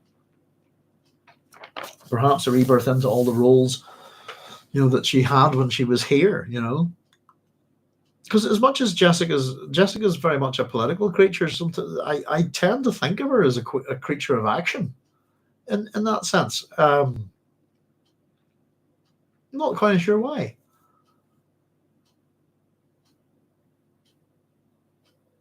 Well, because she is a creature of action, isn't she? She's agency. She's powerful, but the way she acts is different, I think. But it's an interesting thing. Jessica, here. So it was the human sea emitted a sound like the hiss of a giant sandworm as Jessica emerged. That's the bit where I wrote rebirth. She raised her arms in the benedictory to which the priesthood had conditioned the Imperium. So this is the use of ritual and theatre, drama and ritual, if you like. You can see this within a number of different religions, how people, react to different things. With significant pockets of tardiness, but still like one giant organism, the people sank to their knees. Even the official party complied. So I've written next to this, on your knees. Jessica had marked out the places of delay, and she knew that other eyes behind her and among her agents in the throng had memorized a temporary map with which to seek out the tardy. So before we get on with this, what I've written next to this is that we have the people on their knees for this woman. And what we're talking about is that they're marking out places of delay, tardiness. Anyone who's too slow to get on their knees, right, is who these people are picking out. And I just want you to think about this. This is the little people. I've written down all the people here that I think would be slow to get on their knees. And they're the people who are unsure of what's going on. The tardy, they're slow, they're a bit late. The old, the elderly, the very young. And then I even went with the disabled. But if you're not on your knees quick enough, they're looking for you. They're identifying you. And there's things I suppose to say about the Atreides. We'll get to them in a wee minute here. But I've just written next to this, the little people. The tardy could be unsure, they could be slow in getting down, they could be old, they could be young. There's all sorts of reasons why people wouldn't get on their knees just as quickly as I want you to get on your knees, As Jessica remained with her arms upraised, Gurney and his men emerged. They moved swiftly past her down the ramp, ignoring the official party's startled looks, joining the agents who identified themselves by hand sign. Quickly, they found out through the human sea, again that word, this leaping knots of kneeling figures dashing through narrow lanes. I love the writing here. A few of their targets saw the danger and tried to flee. They were the easiest. A thrown knife, a garrote loop, and the runners went down. Others were herded out of the press, hands bound, feet hobbled. Through it all, Jessica stood with arms outstretched, blessing by her presence, keeping the throng subservient. She read the signs of spreading rumors, though, and knew the dominant one because it had been planted. The Reverend Mother returns to weed out the slackers. Bless the Mother of our Lord. So Atreides propaganda at work here, and power. And it's kind of Orwellian, isn't it? Here the masses come to see the mother of Muad'Dib. She comes out of this little thing, go, hello. And if immediately a bunch of guys fly out of this and start throwing knives and garroting people and tying them up and carting them off, her arrival is accompanied with an act of violence. Her door opens, she raises up her arm, the violence goes out and acts on her behalf, if you like. But they've spread the rumors, they've sown the seeds of this, they're prepared. And it's kind of an interesting, because the way that the tension's been built up within the first few chapters, the twins are at risk, something bad might happen. You think that it's the Atreides who would be attacked here. It's the opposite. It's the Atreides doing the attacking. It's a preemptive strike, I think. And it's possible, again, that there's some conspiracy at work here, but there could just be some little people involved, It's interesting. The aftermath, when it was over, a few dead bodies sprawled on the sand, captives were moved to the holding pens beneath the landing tower. So they've actually got prisons ready to arrest people just as they land, pretty much. And Jessica lowered her arms, and cheering, the people surged to their feet. So I've just got one of our little skulls here, and it just says a few dead bodies. Little people, if you like. So perhaps 3 minutes had elapsed, and she knew there was little likelihood Gurney and his men had taken any of the ringleaders. So we don't know quite what's going on here. There's information that obviously the characters have that we don't, which is unusual for Dune, I think. The ones who posed the most potent threat, they would be the alert and sensitive ones. But the captives would contain some interesting fish as well as the usual culls and dullards.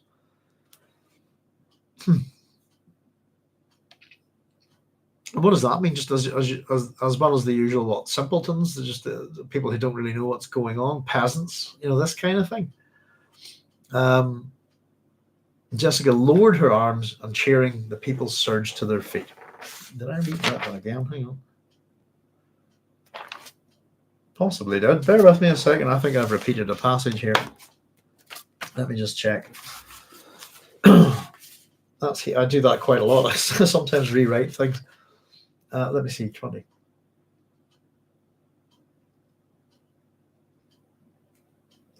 Just repeat, cheering, the people surged to their feet. Beneath the landing tower. Bear with me a wee second, folks. I think I've written that down twice. Number 20. Bear with me.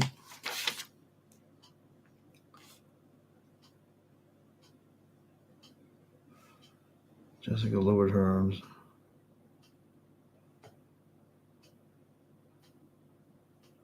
Yeah, sorry, that's my fault. Bear with me a wee second, folks. Jessica lowered her arms and cheering the people surged to their feet. That's not there. It was just Jessica lowered her arms the first time. Sorry. I must have got distracted. So I'll just go back here. This is the afternoon. When it was over, a few dead bodies sprawled on the sand, captives removed to holding pens beneath the landing tower. Jessica lowered her arms. That was the bit. Now,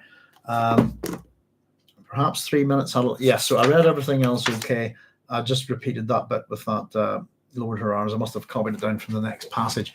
Apologies. But the captives would contain some interesting fish. Again, these sort of sea word metaphors, if you like, as well as the usual culls and dullards. Jessica lowered her arms and cheering, the people surged to their feet. There we go. Sorry about that, folks. It's such a... I'll just catch up with your comments here. Let me see. Oh, goodness. Right. Hang on. Catch up a wee bit. I bet you might... Probably, good Lord, Green Lantern. They don't make them like they used to. They don't, do they? Do you know what I got watching these things?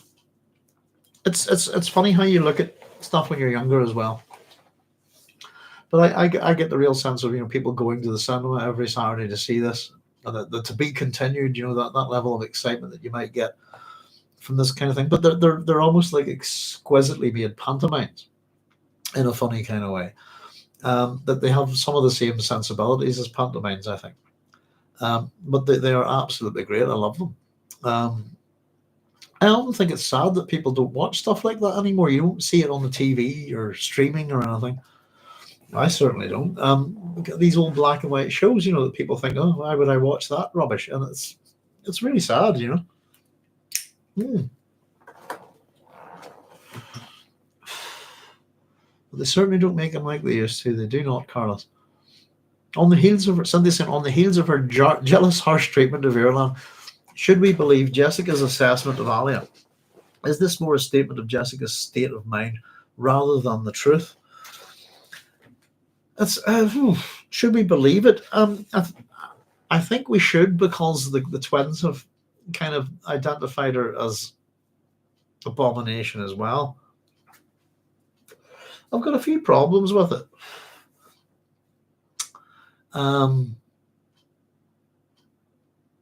Statement of her state of mind. Oh, that's a good point. Her psychology here, Cynthia. She's not making particularly everyone. Oh goodness, God, Irulan gets a touch there. I thought Alia as well, and it's a bit catty. Is that the right word? I don't know. Joseph Smith says Jessica's a cold, harsh gangster. Yeah, there is something quite brutal about her, as much as she calls Irulan savage. Savage is one of those words that I have a bit of bother with. Yeah, she's vicious. I think she's a lethal creature, Jessica. And the fact that she's just arrived here amongst all this, all that's been established here, there's action, there's things that have been directed. There's agency within what she's doing the minute she's landed on the planet. And I suppose the interesting thing that we're going to look at is how does her agency line up with, for example, Alia's. There's like here, and I suppose power comes in different forms, but both of them very much in relation to the manipulation of the public by religion, But it could well be a statement of her state of mind rather than the truth. The fact, we've got mixed emotions for Jessica here. She did not like to think of these intervening heartbeats. Tang lay within her like a dead weight. It's all of the memories, I suppose, but then also coming down to a potential fresh threat. The thing that I've found interesting is within the recent chapters is the use of the word rumors. There's a very good joke about the album rumors and the Flight of the Conchords, discussing Fleetwood Mac, and the guy goes, rumors, and he goes, no, it's true. I can't remember the rest of it, but it just made me laugh. It just made me think. But rumors, whose rumors are they? Are the rumors actually reports from spies, which I would imagine they are? Pardon me. But yeah, I don't see that you would have any particular reason to like Irulan, by the way. But the situation with her daughter here is I think a hard one. And I would imagine, as much as we say she's a hard ass gangster, I think this must be heartbreaking for her. But the problem is that the heartbreak is probably tempered by danger from Alia. That this is the problem with the abominations, if you like. So the other question, just in relation to what you're saying there, Cynthia, is that if the Bene Gesserit are clued into abomination and have all these training techniques and blah blah blah blah blah blah blah, etc., all this stuff, and they have simuflow and things, what I want to know is why isn't there a technique for dealing with abomination, and why isn't there a treatment for it? From the Sook doctors, who we seem never to hear from again. After June, we hear about medics, but we don't really have anything about Sook doctors. That's possibly to do with Dr. Yui, but they've had many thousands of years at this kind of thing, and I'm sure abominations have happened before. But the term that they have for it, something that disgusts them, but that they don't have a strategy for dealing with it other than kill it, basically, I think. And I suppose this, what do you do with an abomination? It's an interesting thing, Carl says, wonder why it took Duncan with his mentat training so long to recognize the Baron and Alia.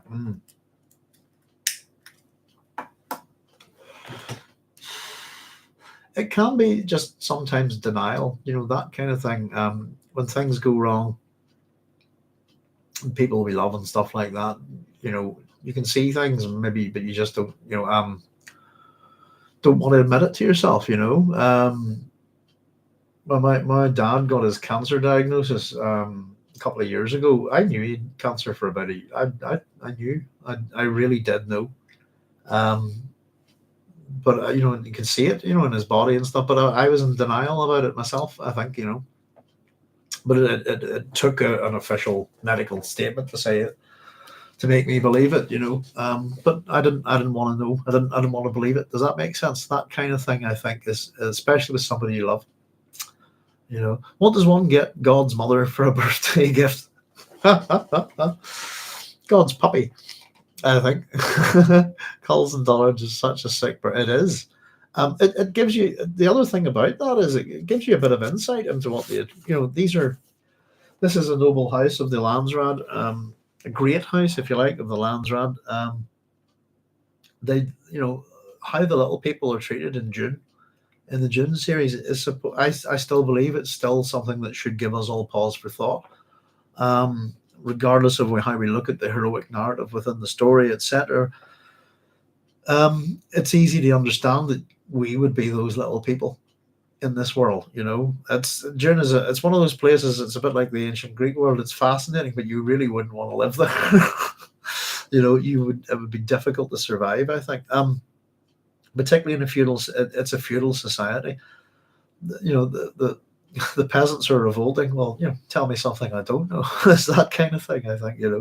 But I think it's interesting. Just their violence within these books is always very casual, I think. Which is an interesting thing. It's something that as I've gotten older, I've come to dislike more and more, whether it be in books or films or TV, and casual violence, if you know what I mean, ridiculous violence and superhuman violences. None of it looks like what you see on the screen. Put it that way. Never looks right. But it could be just Carlos and love. It could be love the other thing, I suppose, is love is the thing that goes throughout these books. It's Jessica. It's all done for love, isn't it? And it must have some worth in this universe, I think. But what does one get God's mother for a birthday gift? Depends on the god, I think. But I would go with a puppy. Culls and dollars is such a secret. It is indeed. Yeah, and all of this is going on. These people are being killed while she's standing there doing this. Can you imagine if take a modern day religious leader? Can you imagine the Pope or the Dalai Lama, someone like that, getting off a plane, standing there doing their little benediction, and a whole bunch of guards just run out and start stabbing people, garroting them, carting them off, and then on they go. And can you imagine watching such a thing on TV or something like that? You're going, what the heck is that? The casualness, the photoids were dispensed in the three-body problem was quite disturbing. That's the what do you call it? The droplets, isn't it? Is that what you're talking about? Is that the photoids? My brain. I'm trying to remember. Is that the things that are just fired across single sun destroyers? Yeah. That's what I was trying to remember. It's just like isn't it unfolding something and just firing it at the speed of light? It's like a one-dimensional particle, isn't that right? Something like that really does get into the whole. Oh, goodness gracious, I'm going to have to tear that. I don't know if I want to look at that book quite so soon. It's a cracking book, isn't it? Somebody said it. It's weaponizing Flatland, isn't it? I can't remember. Somebody might have been you, Connor. Not to mention the addiction to a very expensive drug, just breathing on Arrakis.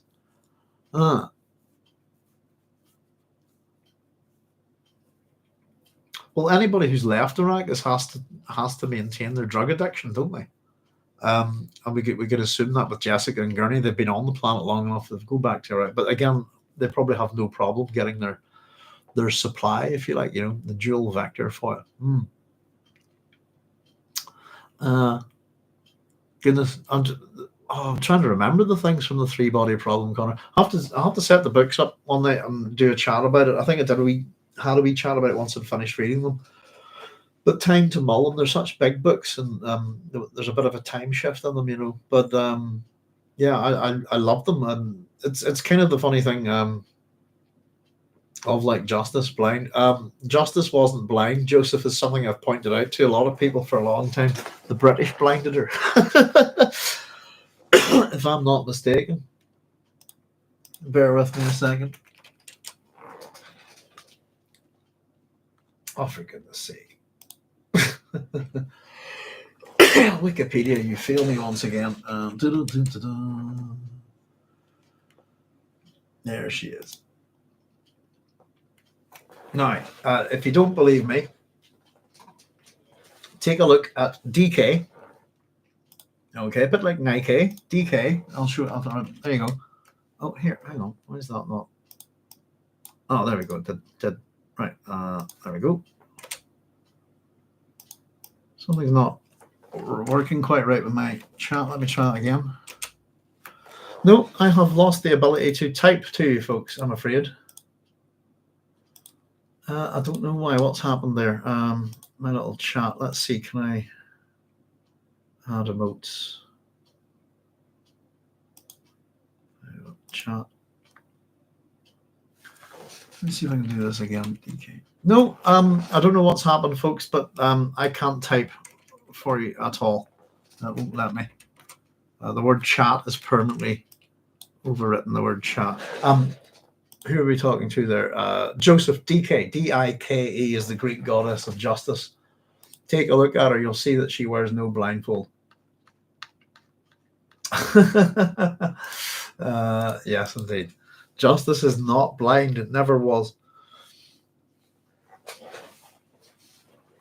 The symbol that you'll find outside of British courts, the sword and the scales and stuff, and she's blind. Yes, I don't consider her justice at all. It's law and order. Justice and law and order are not the same thing. But yeah, love, like justice, blind. I get what you're saying, but justice isn't blind. Or she wasn't originally. You know, DK is her name. Dike, if you like.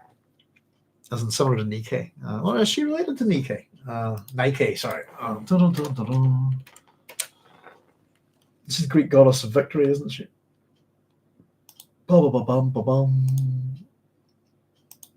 Yeah, is she related to DK? Let's have a look. Siblings Kratos, Bea, and Zelius. No, she's not. Just a very similar name.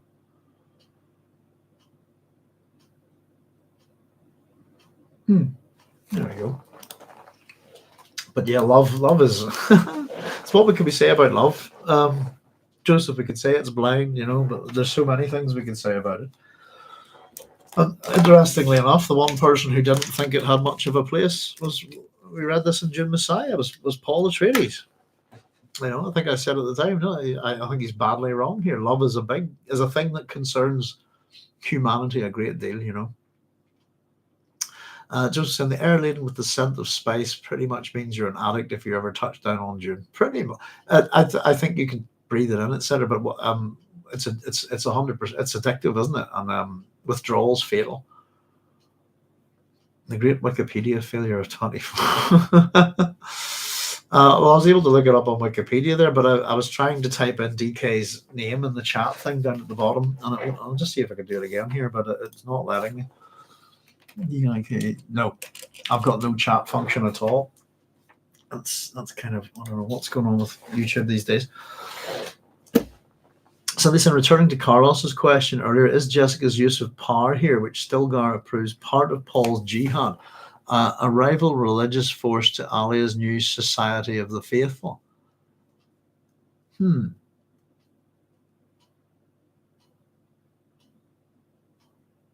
I don't know. Learning more today. That's a good point, Cynthia. I'm not too sure about that. Well, she's got a blindfold in this country, Joseph. Turning to Carlos's question earlier, is Jessica's use of power here part of Paul's jihad, a rival religious force to Alia's new Society of the Faithful? I honestly don't know. I often look at the jihad as something that got out of control that Paul seemed to have very little to do with, but then at the same time, I don't really believe that. If you know, I mean, we know that Alia's got a large guiding hand in the jihad, giving orders and stuff. New Society of the Faithful. There's definitely a kind of how would you put it? There is going to be an issue with the overstepping of power here. We'll get it mentioned by Alia and by Irulan. But I kind of got the Society of the Faithful as just another one of these. If we look at how things evolve within Dune, I'm not sure if I'm going to be answering your question here, Cynthia. Is she trying to create? Is it a rival religious force to Alia's new Society of the Faithful? I get what you're saying. It's a kind of who's got the more power over the faithful, if you like. Does that make sense? She's a religious icon here, and she's just stepped off. Alia also acts in that manner, but she's not the mother of Muad'Dib. She's his sister. If you see what I mean. And I'm not too sure about, the core of Jessica's entourage. Is it an Atreides entourage? Is it a Bene Gesserit one? Again, it's my old memory's not good enough to know what's coming ahead of us, which is kind of interesting, isn't it? We talk prescience within the books and how that works, future knowledge and stuff for the reader. I'm feeling a bit like Alia at the minute. I could do with a prescient vision to see what lies ahead. But it's part of the fun of doing it one chapter at a time, I suppose. It also helps me manage it a lot easier, I think, But it is a good question. Is it almost an attempt to take over? If Alia is an abomination, as the rumors have said, then surely someone's going to do something about her. Whether Jessica's a Bene Gesserit or not, which I'm not sure of at this point. She's Bene Gesserit trained, but is she back with the Bene Gesserit? If I was Jessica, I wouldn't let the Bene Gesserit near my kids or grandkids. It's as simple as that. I wouldn't let it happen. And I think this is a grandmother intervening here, who's got religious power, and in the minute she lands, she's going to use it. It's to reaffirm her position within the Fremen. She's been gone for some time. That's the reason why she wears the black abba to remind the people the significance. That significance is not lost on the Fremen. Who is she? She's basically the Reverend Mother of Sietch Tabr, or was the last time she was here. So I think it's a reaffirmation of her power with the people, which could be perceived as a threat, I think, by Alia. I think it is perceived as a threat. Whether she has another organization or not behind her. Sorry, I'm trying to find a cloth to clean my glasses with here. I'm not too sure.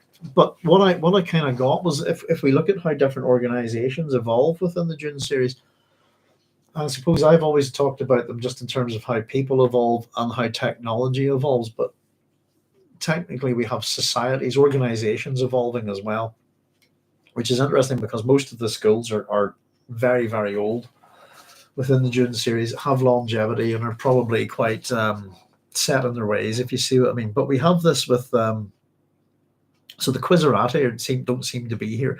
Is this we're going to talk about the word lustration in a wee bit here to do with this. And what I'm kind of wondering is, has there been a cull of the Quizerati, if you see what I mean, where all of the certain bad types have been removed, and what's left has been bought and made loyal, as we're going to see, to Alia. And as I said, as you put it, it's Alia's Society of the Faithful, but it's possessive to her. Excuse me. But it's a good. I don't know if that answered it or not. But I think that Society of the Faithful might have evolved out of the Quizerati. I think that was the point I was trying to make. At the same time, perhaps they're still around. I'm not really too sure. But it's a good question. I'm not sure I'm answering it, folks. I'm not too sure if I know here. But is it a rival religious force to Alia's new? She's certainly a religious rival to Alia, I would think. I suppose, it's hopefully we'll get a wee bit ahead. Maybe we'll be able to answer that. But sorry, Cynthia, that's the best I've got, I think, at this point. But it's a bit like, the way that the sort of, you get the Fremen and the Sardaukar and all these kind of things, all these different organizations, how they're kind of removed or adjusted, etc. Then we end up with the fish speakers, for example, which probably evolve out of Alia's personal bodyguard or something like that. We get different kind of, so it's possible that's it, but I'm not 100% sure. Connor saying Paul's religion entered the Inquisition stage quite rapidly. Yeah, it's grabbing people, pulling them off. It's dodgy, isn't it? It's just, but yeah, here I am. Now at this point, we're suggested there's some sort of conspiracy. There's a threat here. But the ordinary people aren't going to really it's just grabbing people next to them, etc. This kind of thing. I don't think it would look particularly good for a religious iconic figure to arrive and have all this violence around her,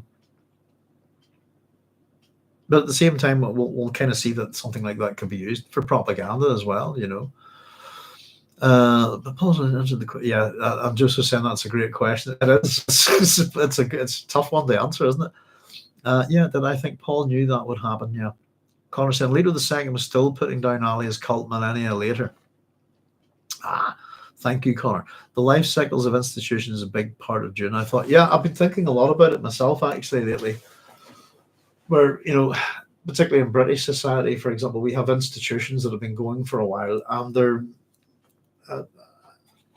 I even think of this in terms of literature and stuff like this, but particularly for something like the BBC, for example, needs to go.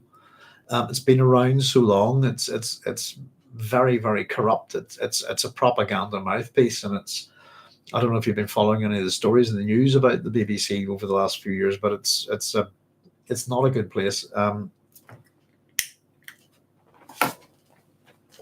They've just had another paedophile scandal, which they've been doing their best to cover up and pay off, and it's not the first one.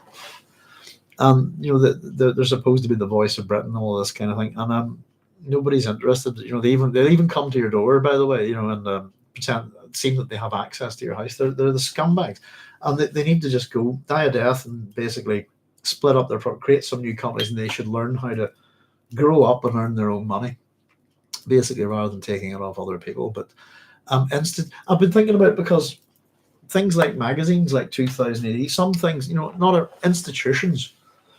2000 AD would be an institution for me, and I don't read it anymore because I don't think it's relevant to me anymore, and I think it's had its time. And it's a bit like, for example, you won't see Punch magazine around anymore.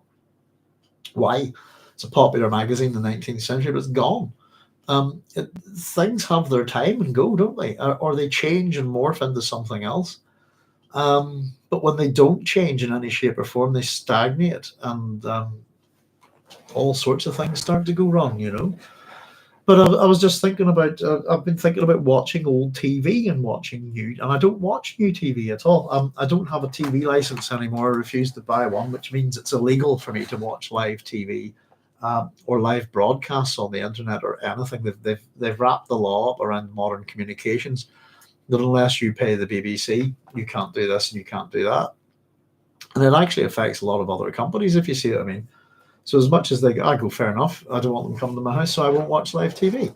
But that means I'm not watching ITV, I'm not watching Sky, I'm not watching something like the live broadcast like this on YouTube. Technically I'm doing this broadcast, but I'm watching myself. I'm not sure that there must be a slight delay, but technically it's illegal for me in that. And I don't care. But I don't give them an excuse. But it's an institution that needs to go. It's had its time, it's died its death, if you see what I mean. And the institutions that last for thousands of years, I mean, they're hard to get rid of, I think. And they're full of all sorts of problems. But yeah, it's an interesting thing. For sure, Connor, says Joseph, for sure. And Connor said, I got those letters too as a joke. Disregard. I've filled them in and just said I don't watch live TV.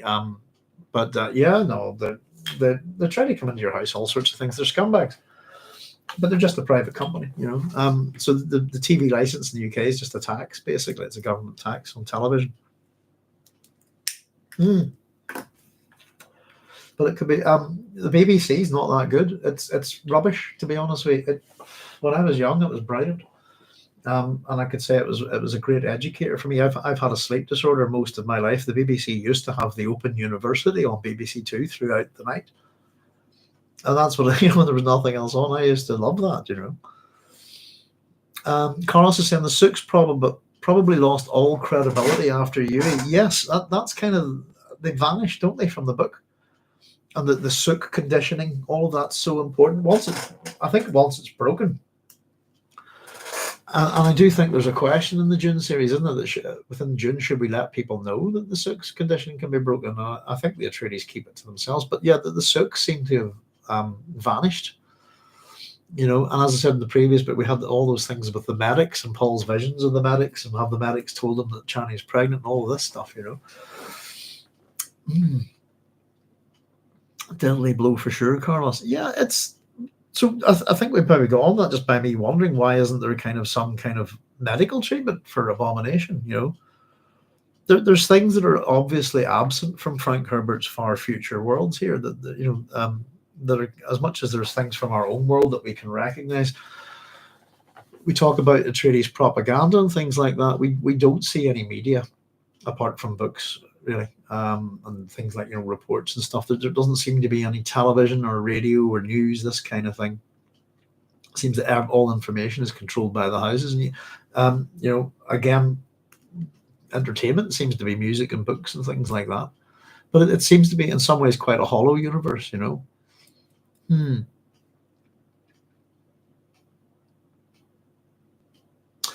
Right, sorry, I was just fixing that wee bit. As though nothing untoward had happened, Jessica walked alone down the ramp, avoiding her daughter, singling out Stilgar for concentrated attention. The black beard which fanned out across the neck of his stillsuit hood like a wild delta contained flecks of grey, but his eyes carried that same whiteless intensity they'd presented to her on the first encounter in the desert. Stilgar knew what had just occurred and approved. Here stood a true Fremen Naib, a leader of men and capable of bloody decisions. His first words were completely in character. "Welcome home, my lady. It's always a pleasure to see direct and effective action." And Jessica allowed herself a tiny smile. So I think particularly this Stilgar for concentrated attention, has Stilgar changed? And we know he's changed a little bit, but the strong suggestion here is nope, that Stilgar is still Stilgar. And I think how we follow Stilgar throughout the books is very interesting.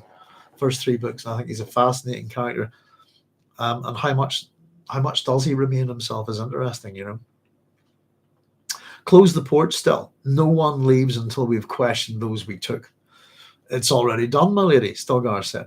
Gurney's men, no, I've got Gurney's man and I planned this together. I wasn't sure if that was a mistake or not. Let me have a wee look. 24.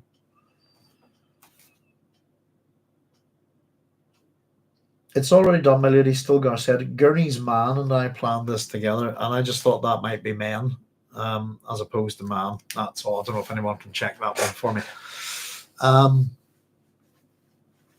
But yeah, basically shut the port. No one's leaving until we've questioned these people, etc., etc. It's already done, my lady, Stilgar said. Gurney's man and I planned this together. Those were your men then? The ones who helped? And I've written down that's, well, I've got no question mark there, so I've written that that's not a question, it's a statement. Some of them, my lady. She read the hidden reservations, nodded. You studied me pretty well in those days still. As you once were at pains to tell me, my lady, one observes the survivors and learns from them. So there's a little bit something reserved about Stilgar. Possibly is he wondering, is Jessica still the same? Is it a mutual kind of thing? But they seem to be on the same page, if that makes sense.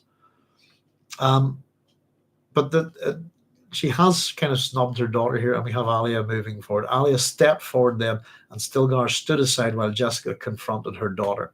So this is the thing that the tension is being built up for, if you like. But all it took was a glance, if you like, from Jessica, a quick analysis of the minutiae of Alia and her body language, to know she's an abomination. So kind of it's almost hyped as going to be something. Possibly a big collision, if you like, but it's not. And I think the way Frank handles this is very good. Jessica confront. So this is Jessica and Alia. No, and I think this is really well done. I think, and I think in terms of Frank's characterization, all sorts of authors would take this in different directions. I think it's done really well here. This is a mother and daughter. So knowing there was no way to hide what she had learned, Jessica did not even try concealment. Alia could read the minutiae when she needed, could read as well as any adept of the sisterhood. She would already know by Jessica's behavior what had been seen and interpreted. So the two-way glance, if you like, is that goodness gracious, my daughter's an abomination. Horrible, horrible. And you know, that's the words, by the way. Horrible, horrible, horror to Jessica. She gets a good wee run of the emotions here within this chapter. She would already know by Jessica's behavior what had been seen and interpreted. They were enemies for whom the word mortal touched only the surface. And I've written next this, that is sad, that it's tragic. He's doing it for whatever reason, whatever an abomination is. Just to point it out once again, this is the Atreides family. If anybody didn't pay attention to all the stuff from Greek mythology, their thing is family upon family violence, if you like, interfamilial violence and murder. And it's their curse, if you like. It's the curse of the Pelopid house. Not as of the House of Atreides, as a lot of people like to put it. So there's a kind of mutual understanding here in a funny way. She would already know. There's no point in hiding that I know she's an abomination. She knows that I know.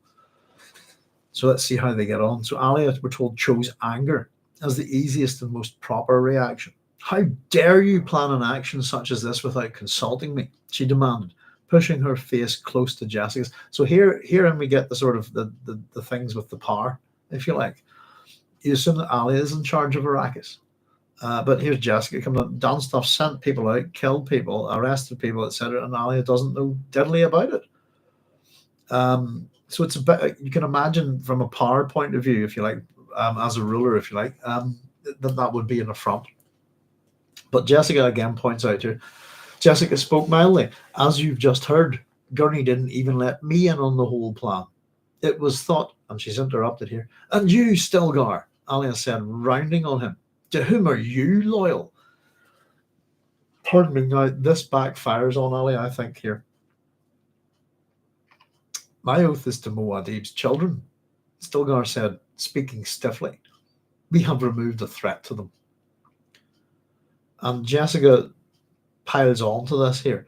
And why doesn't that fill you with joy, daughter? Like that, Jessica asked.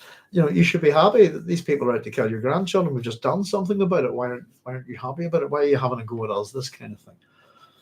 And Alia blinked, glanced once at her mother, suppressed the inner tempest, inner storm, and even managed a straight-toothed smile. A bit of an eccidentesiastical, sorry. Here. The old false smile, I think, but maybe not. I am filled with joy, mother. And I love that the way the language is used here between the two shows you, I think, in many ways how similar mother and daughter are. Why doesn't that fill you with joy, daughter? Like that. I am filled with joy, mother. There's the same pauses, if you see it. I mean, I think it's really well done. I am filled with joy, she said, and to her own surprise, now this is the bit I like, Alia found that she was happy, experiencing a terrible delight that it was all out in the open at last between herself and her mother. The moment she had dreaded was past, and the power balance had not really been changed. So there we go. And is that the concern? Two things, really. One, it's all out in the open. I'm an abomination. She knows I don't have to hide it anymore. I don't need to worry about it anymore. It's a relief to her. She finds herself happy having, it's a terrible delight, we're told. But it's all out in the open at last between herself and her mother. They can be honest about it, I think, at the very least, even if they are mortal enemies. The moment she had dreaded was past, and the power balance had not really been changed. We will discuss this in more detail at a more convenient time, Alia said, speaking both to her mother and Stilgar. And Jessica says, but of course, Jessica said, turning away with a movement of dismissal to face the Princess Irulan. So there we go. And then we'll have, as much as we had a little interaction between Jessica and Alia there, we're going to get one between Irulan and Jessica as well here. But I thought that was a lovely way of dealing with this. I thought it was really good characterization, really good writing from Frank. just this relationship between this mother and this daughter, and that it's going to be very tragic and sad. And as much as there's all this tension here, it's kind of, we can feel it, as if that build of tension with Alia's character, we ourselves can maybe feel a little bit of it fall off her here. And that this build up, which has been, it's a good start to the book, isn't it? We're only 5 chapters in, threats, potential assassination attempts, abominations, and all of this kind of thing. But I thought it was a very nice, nice is a word, I suppose, but I just thought it was a very good way of dealing with the 2 female characters here, and their relationship, and the fact that it's just not, how else would you do it? I must kill you, you must kill me, blah, blah, blah, or all these kind of lies and stuff. And I'm sure plenty of other people would see it. It's an interesting thing, and it relieves, I think it's Frank relieving our tension as well within the book, so he can build it back up again. It's a good technique. I don't know what if you guys think about things like that or not, but I just thought that was a lovely bit of writing, and how it presented the 2 characters in their relationship with this meeting for the first time after so many years was really, really well done. Really well done indeed, I think. Let's see. Chiruk is saying the Bene Gesserit would have to concoct their own remedy. They're too secretive to share widely. How much that depends on spice. Yeah, in a funny way, it's one of the flaws in the book, because I get what you're saying, Chiruk. If Abomination is so bad, why wasn't Jessica more aware of it? If you see what I mean, before taking, I think she is aware of it, but concoct, they're too secretive to share how widely how much that they depend on spice. Connor said, "Man, I have Gurney's man." Thank you, Connor. Cynthia, I have Gurney's man. Did I miss something there? Gurney's man, perhaps a representative or liaison. Yeah, I was just curious. Thought about the Gurney's man. Possibly not a wee mistake. Thank you very much, folks, for that. Connor saying, Cynthia, spy more likely. Carlos agreed. Stilgar may suspect this when we see how he evades full responsibility for the action with his qualification. Some of them, my lady. Yes, indeed.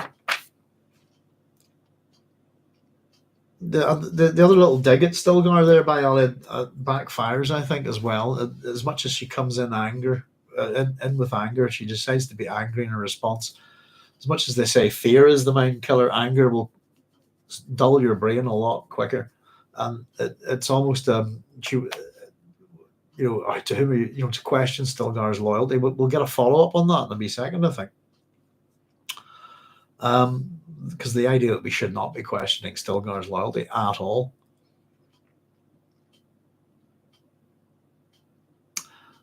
Jessica replies to Alia, but of course, Jessica said, turning with a movement of dismissal to face the Princess Irulan. For a few brief heartbeats, again, as you pointed out, Cynthia, this is how she measures time. Jessica and the princess stood silently studying each other.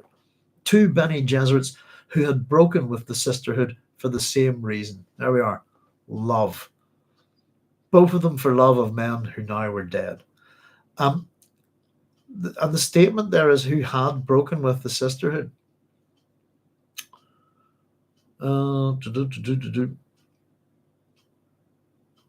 The princess had loved Paul in vain, becoming his wife but not his mate, and now she lived only for the children, given to Paul by his Fremen concubine Chani. So that's given us a little bit of idea about the sensibilities of Irulan. Because of what's happened, she's become probably a better guardian in many ways to the twins than most people could be. Most likely out of guilt. And Jessica spoke first. So 2 Bene Gesserits facing off. And we're poor Irulan. I really like Irulan as a character, by the way. I think she's complicated, but she gets a wee bit of a hard time here for being a kind of a snotty princess, if you like. Where are my grandchildren? At Siege Tabor. Too dangerous for them here. I understand. Irulan permitted herself a faint nod. In other words, yes, it's too dangerous for them here. She had observed the interchange between Jessica and Alia, but put upon it an interpretation for which Alia had prepared her. And that's kind of interesting. So this is Alia saying this to Irulan in the past here. Jessica has returned to the Sisterhood, and we both know they have plans for Paul's children. So the statement that Jessica's returned from the Sisterhood, the fear of it, all of that, etc., has come kind of from Alia, and she's kind of put this worm, if you like, into Irulan's head. She's part of the Sisterhood. They've come for Paul's children, basically, is what they're saying. Irulan had never been the most accomplished adept in the Bene Gesserit. We've learned this about her before. I've made a wee note here to see note 41 whenever we get to it. Okay. Where are we? Valuable for more for the fact that she was a daughter of Shaddam IV than for any other reason. Often too proud to exert herself in extending her capabilities, now she chose sides with an abruptness which did no credit to her training. In other words, not too bright, and she's picked Alia's side here. She hasn't really figured it out. She's just assumed that what she's been told is true, I think. Really, Jessica, Irulan said, the Royal Council should have been consulted. It was wrong of you to work only through, and she's cut off. The question that Jessica asks here is powerful. I've written this is a powerful question. Am I to believe none of you trust Stilgar? Jessica asked, and it's a very powerful question. To answer it, as we find out, would be problematic for anybody. Irulan, we're told, possessed the wit to realize that there could be no answer to such a question. She was glad that the priestly delegates, unable to contain their impatience any longer, pressed forward. She exchanged a glance with Alia, thinking Jessica's as haughty and certain of herself as ever. A Bene Gesserit axiom arose unbidden in her mind, though. The haughty do but build castle walls behind which they tried to hide their doubts and fears. Could this be true of Jessica? Surely not. Then it must be a pose. But for what purpose? The question disturbed Irulan. So there's something going on in there. It's starting to think about it. There's a level of so I've gone back to the note C38 where she'd never been the most accomplished adept in the Bene Gesserit, too proud, talking about the haughty do but build castle walls behind which they try to hide their doubts and fears. I've written next that surely that's true of Irulan.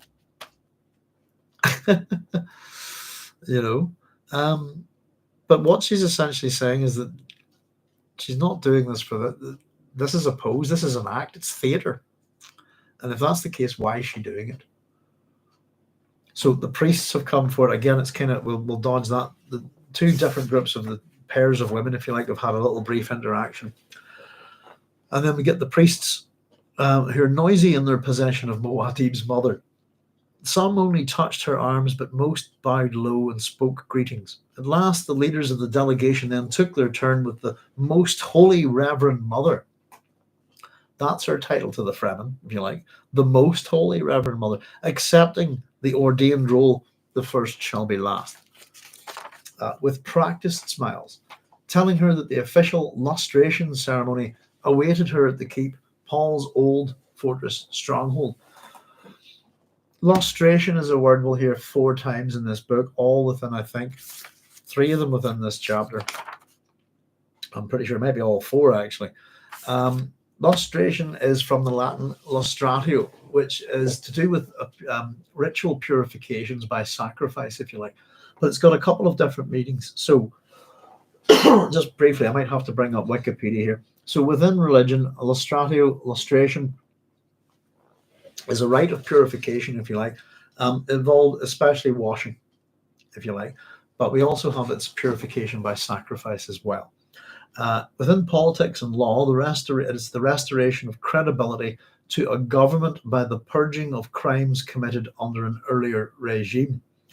And I've just put a wee quick see wiki here for lustration. Let's just have a wee look at it. I don't know if anybody's noticed, by the way, but I like using, whenever I use the search engines, I'm now getting artificial intelligence overviews before I tend to go for dictionaries and stuff like this. And I don't trust them at all. Multiple, purification ritual in ancient Greece and Rome and a public procedure in Central and Asian Europe actually doesn't really tell you much at all. Yeah, it's pretty useless. So just to let you know, if you go to Wikipedia, this is about political lustration. I actually think that potentially this is a combination of the two. But if it's not, then it's the first one. It's a rite of purification, if you like. But the reason why I made me think about, I think it's in relation to Cynthia and Carlos asking earlier about the Society of the Faithful. How is it created? And it's possible that this lustration has got something to do with it. Just to read this quickly to you, lustration in Central and Eastern Europe is the official public procedure of scrutinizing a public official or a candidate for public office in terms of their history as a witting confidential collaborator, informant of a relevant former communist secret police, an activity widely condemned by the public opinion of those states as morally corrupt due to its essential role in suppressing political opposition and enabling persecution of dissidents. Surfacing of evidence for such a past activity typically inflicts severe reputation damage to the person concerned. It should not be confused with decommunization, which is the process of barring former communist regular officials from public office, as well as eliminating communist symbols. There we go. So there's some stuff on there within policy. I think it's stuff to do with the Stasi and things like that there, if anybody wants to take a wee look at it. But in terms of its meaning here, this lustration ceremony, it actually could be both, if you see what I mean. But we'll definitely go with, so the purification by sacrifice, especially by washing, is the religious rite, if you like. But within Paul, is the restoration of credibility to a government by the purging of crimes committed under an earlier regime, and also the purging of people who committed them, if you see what I mean. And it's possible that the Society of the Faithful could have been created by a process of lustration, if that makes sense. We'll whittle out all the dodgy people, kill them, blah blah blah, and what's left, as we'll see when we get through this bit, we can buy them. We can own these people. And it kind of goes on a bit with what Stilgar said, by the way. If we jump back to that, in terms of lustration, as you once were at pains to tell me, my lady, one observes the survivors and learns from them. So that's what lustration is, from the Latin lustratio, and it could be both. But if it's not both, then we can stick with it's a rite of purification for the priesthood. So Jessica studied the pair, finding them repellent.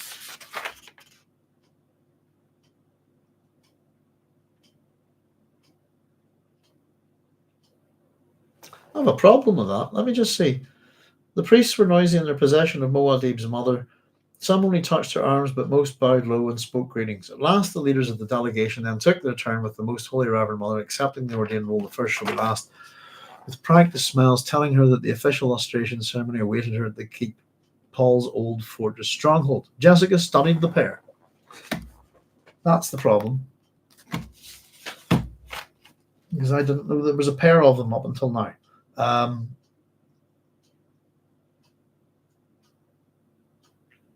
Yeah, so okay, there is a pair of priests here. it's not quite, I would have preferred something. Jessica studied the pair of priests that came forward or something. Prior to the word pair here, the priests, we have plural, were noisy. Some, we don't know how many. So it's just one of those things that jarred with me a little bit. Because I thought for a minute there I'd left something out. Jessica studied the pair. So we've got a pair of priests, I think, finding them repellent.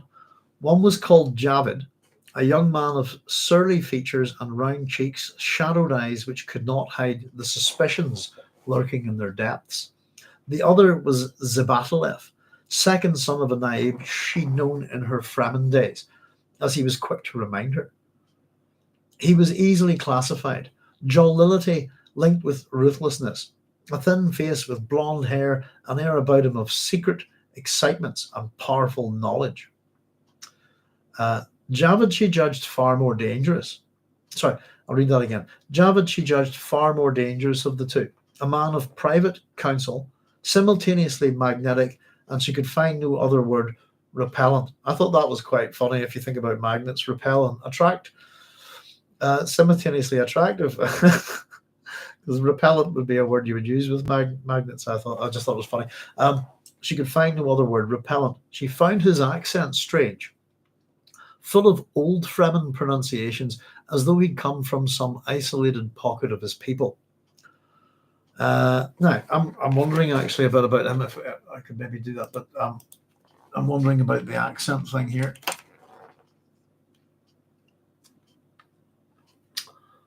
Bear with me a second, folks. Let's have a look. I'm just curious.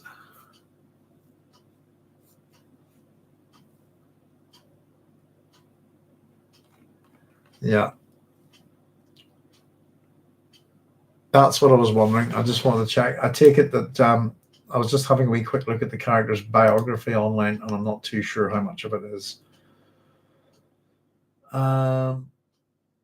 Etc. etc. I think they've combined aspects of his character in the TV series with Corbus, if I'm not mistaken. I might be wrong, actually. It's been a wee while since I watched it, but it says he's from Jacurutu, which is what I was wondering. The Forbidden Siege. Javid, by the way, is a name. It's a first name and a surname. You'll find it in Persian, Bengali, Punjabi, and Urdu. It's from modern Persian, meaning eternal, age or duration. It's cognate with the Greek eon. Zebataleph I had a bit of bother with. I don't know if anyone... Aleph is from the Hebrew word for ox, isn't it, I believe?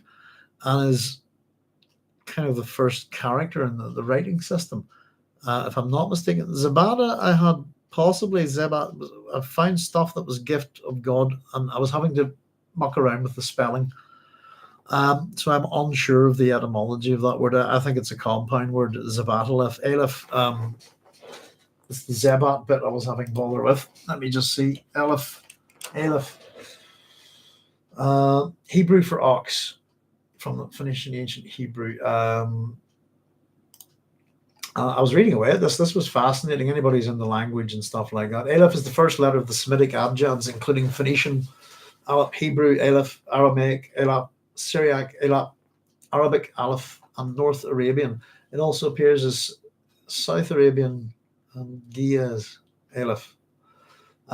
Letters are believed to have derived from the Egyptian hieroglyph depicting an ox's head to describe the initial sound of Alp, the West Semitic word for ox. Compare biblical Hebrew Aleph for ox, for example. There's a whole bunch of stuff there that goes on, and I just thought it was really interesting. I started, I don't know too much about the Semitic languages, but I started having a wee look at the word. I was curious about the word abjad. I thought it was quite interesting. I think it's a pretty modern word, isn't it? But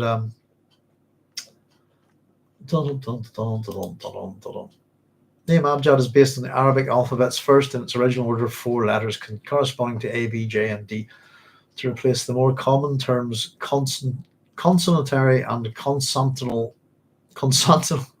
alphabet in describing the family of scripts classed as West Semitic, similar to other Semitic languages such as Phoenician Hebrew and Semitic proto-alphabets, specifically Aleph, Bet, Gimel, and Dalet. I thought it was just as an abjad is a writing system in which only consonants are represented, leaving the vowel sounds to be inferred by the reader. Contrast with alphabets which provide graphemes for both consonants and vowels. And the term was introduced in 1990 by Peter T. Daniels. Other terms for the same concept include partial phonemic script, segmentally linear defective phonographic script, consonantary, consonant writing, and consonantal. Consonantal. I'm having a bother with all these. Alphabet. There you go. It's a really interesting subject. I was just having a wee nosy at it. So I'm not too sure if anybody's got anything on Zebataleph. I'll have a catch up with your wee comments here in a second, folks. But there's usually a hidden meaning or a reference or something, or it's simply that Frank's pulled it out of somewhere. But that's where we got for those two names. Not that it's particularly helpful, I think. Let's see.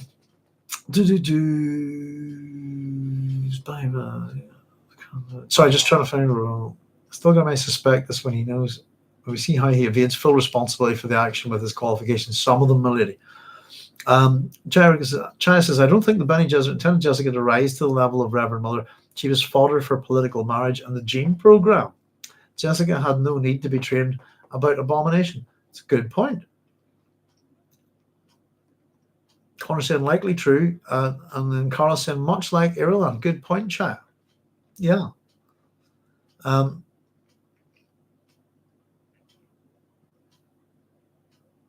lustrum is a period of 5 years. Lovely word. That's a good word. Very good. A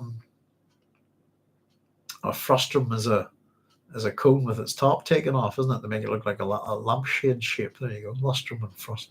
Isn't Javid from Jakarudi? I did a wee quick nosy, jumped ahead there, Cynthia. I just wanted to check because of the discussion about accents here. Coming up, these strange, full of old Fremen pronunciations, as though he had come from some isolated pocket of his people. So yes, I do believe he is from Jakarudi. Aleph one is the smallest uncountable infinity, or maybe it's Aleph null. Zebedee. I was kind of thinking it might have been a form of Zebedee. Connor as well. It's a great name, Zebedee, isn't it? I love it. Let's have a wee look at Zebedee. See, that's what Frank does sometimes, is he just swaps out a letter. Gift of God as well, isn't it? That must have been where I was going. Zebedee. Oh, I've written Zebedee. Oh, sorry, I've written it down here. It's my bad handwriting. Zebedee, it really is. Sometimes my writing's really sloppy. I do apologize. The name Zebedee is a boy's name that means gift of God. So if you put Zebataleph, an ox that's a gift of God, if you like. And I was having a wee sort of, it depends on what culture you come from, what you think about oxen. If you see what I mean, but they have all sorts of associations. In mythology, for example. I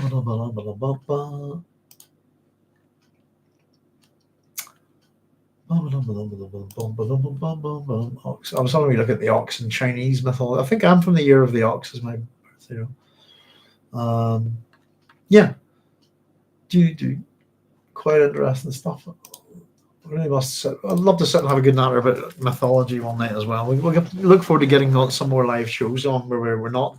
We'll keep the June book clubs going, of course, but it allows us to open things up. But yeah, Connor, that's where I went with. I thought possibly Zebata, Zebedee, and we found names and things like that by sometimes altering one letter or a couple of things like that, because it's one of the things that Frank does is he would like to take a word and maybe show you how it's changed a wee bit down through the 10,000, 20,000 years or so,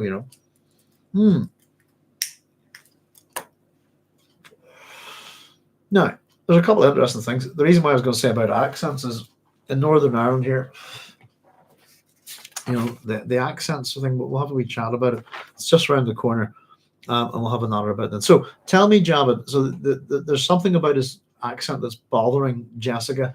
If we go all the way back to June, the banquet scene, we have similar, again, possibly a reiteration of things within the stories, but it's the guild banquet taken. His accent gives him away in the banquet scene. I think the guild banker's accent gives him away, is that he's actually a Harkonnen agent, and they're able to figure that out from his accent. Now, I personally find that a bit weird, but let's have a look. Oh, goodness. So tell me, Javid, she said, whence came you? Where are you from? I am but a simple Fremen of the desert. He said, every syllable giving the lie to the statement. Simple Fremen of the desert. Where are you from? Just the desert. Not a siege, for example. You're right, Holly. I'm getting barked at here. It's like I'm getting, oh. You okay, big sausage? Do you want to come in? Give us a wee second. This might be like, what do you need, John? Hello. Oh, come on. Let's sit up there. There we go. There we go. There's Holly's coming to join us. Are you okay, Big Love?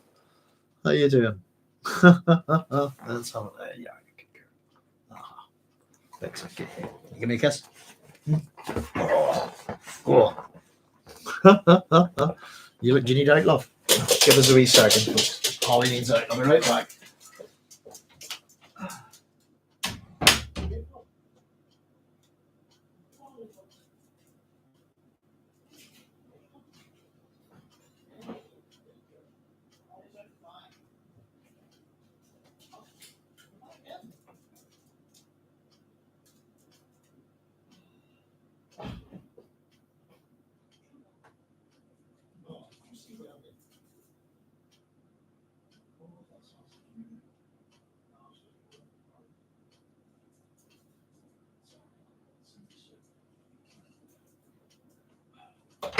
Goodness, you can come and behave if you want. Sit down. Come on, sit down. Up you go. Come on, have a seat. There we go. All right, you behave. I'll take it easy. Okay? No, relax. That's a girl.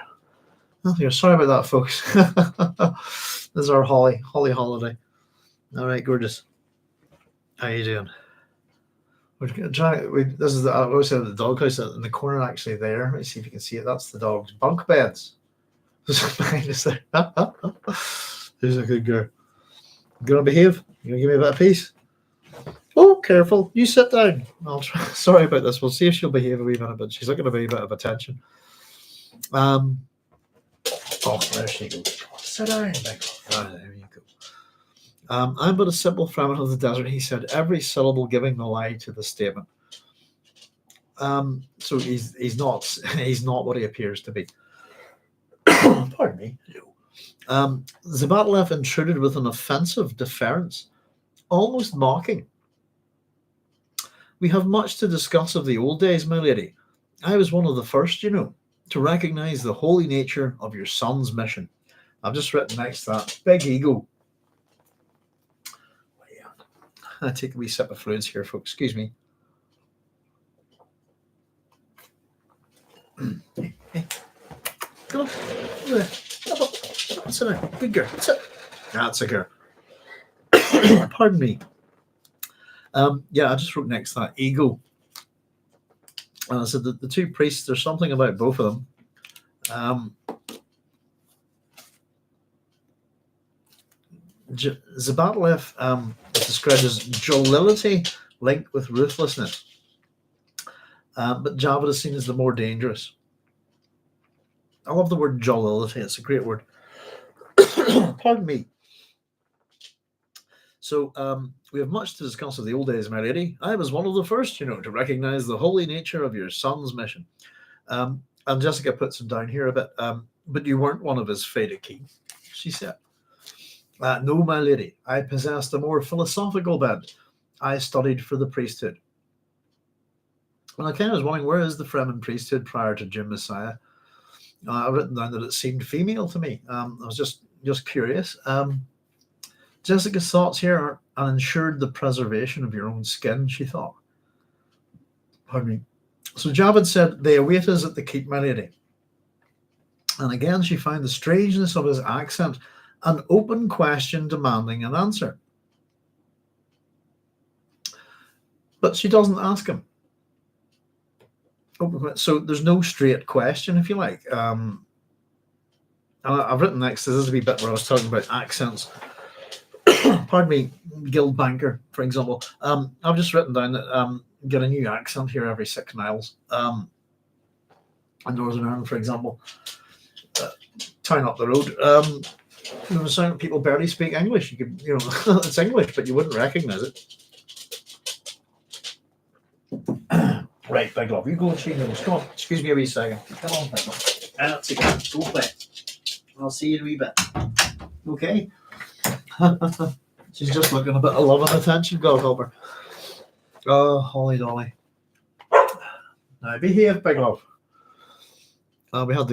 She got a wee infection in her eyes there the other week, and we had to get that pink eye she got. Basically, had to get some wee drops into her eyes, and that was fun. But she's such a good-natured big girl. Love her to bits. So the strangeness of his accent, an open questioning demanding an answer. If it was me, I would just go, "That's a fascinating accent, Javid. Where does that come from?" And there's a direct, but she doesn't ask. And I think that's interesting. So, who awaits us? She asked instead. And Javid says, "The convocation of the faith, all those who keep bright the name and deeds of your holy son," Javid said. Pardon me. Jessica glanced around her, saw Alia smiling at Javid, and asked, "Is this man one of your appointees, daughter?" And Alia nodded. "A man destined for great deeds." But Jessica saw that Javid had no pleasure in this attention, marked him for Gurney's special study. And then we get a little bit of a Gurney Halleck stuff here, I suppose. And I suppose I'm trying to remember. See, that's the thing about not having read ahead. I'm reading so many things at the minute. I'd be quite. I really do want to tear into it. I'm wondering, is Javid does he become Alia's lover or something like that? Pardon me. I can't remember. But mark this guy down for Gurney's special study. And there came Gurney with 5 trusted men, signaling that they had the suspicious laggards under interrogation. He walked with the rolling stride of a powerful man, glance flicking left, right, all around, every muscle flowing through the relaxed alertness she had taught him out of the Bene Gesserit Prana Bindu manual. He was an ugly lump of trained reflexes, a killer and altogether terrifying to some, but Jessica loved him and prized him above all other living men. The sear of an inkvine whip ripped along his jaw, giving him a sinister appearance, but a smile. Oh God, that was a high-pitched whistle there. But a smile, smile softened his face as he saw Stilgar. That's a very good little portrait of Gurney Halleck. The extra little thing that we can get out of this is that she's taught him more skills. He's Bene Gesserit trained now as well. Gurney must be particularly deadly. But well done still, he said, and they gripped arms in the Fremen fashion. The lustration, Javid said, touching Jessica's arm. Jessica, a bit touchy-feely, these priests, aren't they? Jessica drew back, chose her words carefully in the controlled power of voice. Her tone and delivery calculated for a precise emotional effect upon Javid and Zebataleph. I returned to Dune to see my grandchildren. Must we take time for this priestly nonsense? And I've just written there that she's a hypocrite. Because there's nobody manipulating the whole kind of priestly religious nonsense than Alia and Jessica. Zebataleph reacted with shock, his mouth dropping open, eyes alarmed, glancing about those who had heard. The eyes marked each listener. Priestly nonsense? What effect would such words have coming from the mother of their Messiah? It's probably annoyed them quite a bit. Javid, however, confirmed Jessica's assessment. So his mouth hardened, then smiled. The eyes did not smile, nor did they waver to mark their listeners. Javid already knew each member of this party. He had an earshot map of those who would be watched with special care from this point onward. Only seconds later, Javid stopped smiling with an abruptness, which said he knew how he had betrayed himself. He knew the observational powers possessed by the Lady Jessica. A short, jerking nod of his head acknowledged those powers. I'd written down there, uh-oh. For Javid, how does Javid give himself away? It's his eyes, they're not smiling. And I've written next to this, Javid is an echidentesiast, which is a great word. I love that word. And an echidentesiast is a person with a fake smile. But you're quite right. It's not in the eyes. And Jessica's ability to observe the minutiae of body language picks this up. He's given himself away, but he's smart enough to know that he's done this. Does that it occurs to him what he's just done, and it's kind of almost a mirror of what's going on between Jessica and Alia. You know,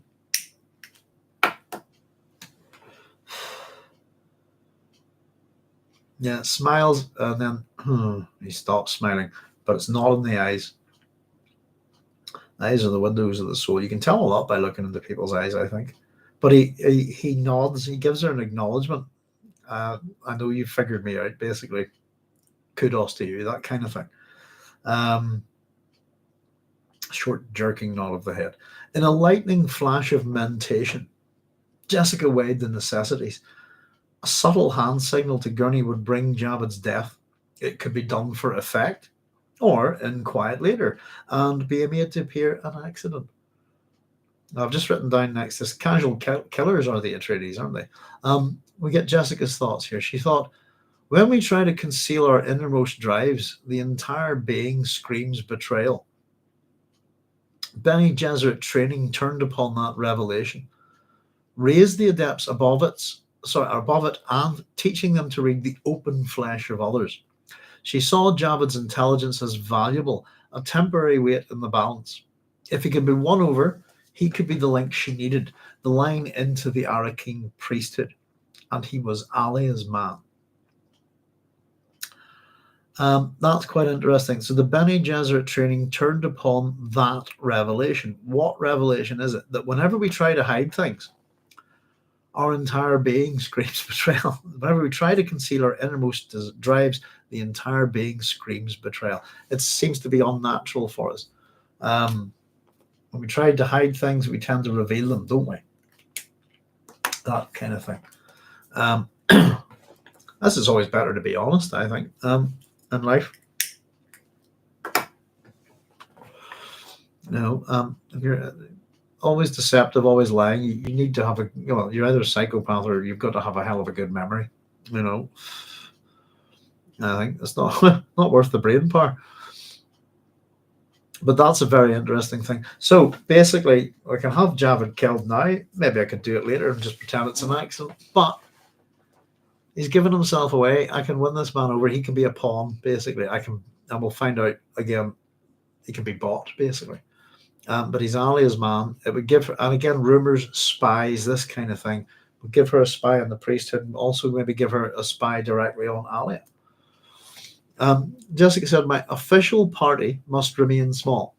We have room for one addition, however. Javid, you will join us. Zebataleph, I am sorry.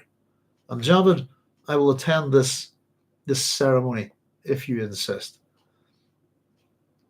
Now, Javid allowed himself a deep breath and low-voiced, as Muad'Dib's mother commands. He glanced to Alia, to Zebataleph, back to Jessica. It pains me to delay the reunion with your grandchildren, but there are reasons of state. So she offers him, she's offering him something here. I'll attend it if you insist. He could be gracious, which might have put him into Jessica's better books here and says, oh, there's time enough for that. Go meet your grandchildren first. He could have been like that. But he takes her up on it, and she's giving him this. It's part of the snare, it's part of a trap, if you like. But it pains me to delay through children. Really, probably not. But there are reasons of state. So, in charge of this country, or this planet, she's not in charge of the state at all. So it's politics, I suppose, but it's to do with the priesthood. We'll get there, I suppose. But Jessica's thoughts here are good. He's a businessman above all else. Once we've determined the proper coinage, we'll buy him. And she found herself enjoying the fact that he insisted on his precious ceremony. This little victory would give him power with his fellows, and they both knew it. Accepting his lustration could be a down payment on later services. I have given something to him and he'll give something to me in return, this kind of thing. And it ends with quite this little, I presume you've arranged transportation, she said. And then we're done with another chapter. I think it's a great little chapter. There's some cracking writing in it. The build of tension that we've had up until this point reaches its apex here. It doesn't quite go. We get a bit of action. We get a lot of intrigue. There's some sinister stuff going on here as well. We're not too sure. We're actually being kept in the dark for once.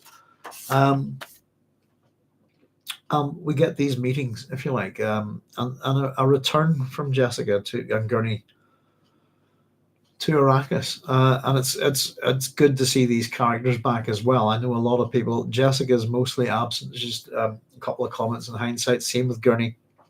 They're not in Dune Messiah, pretty much.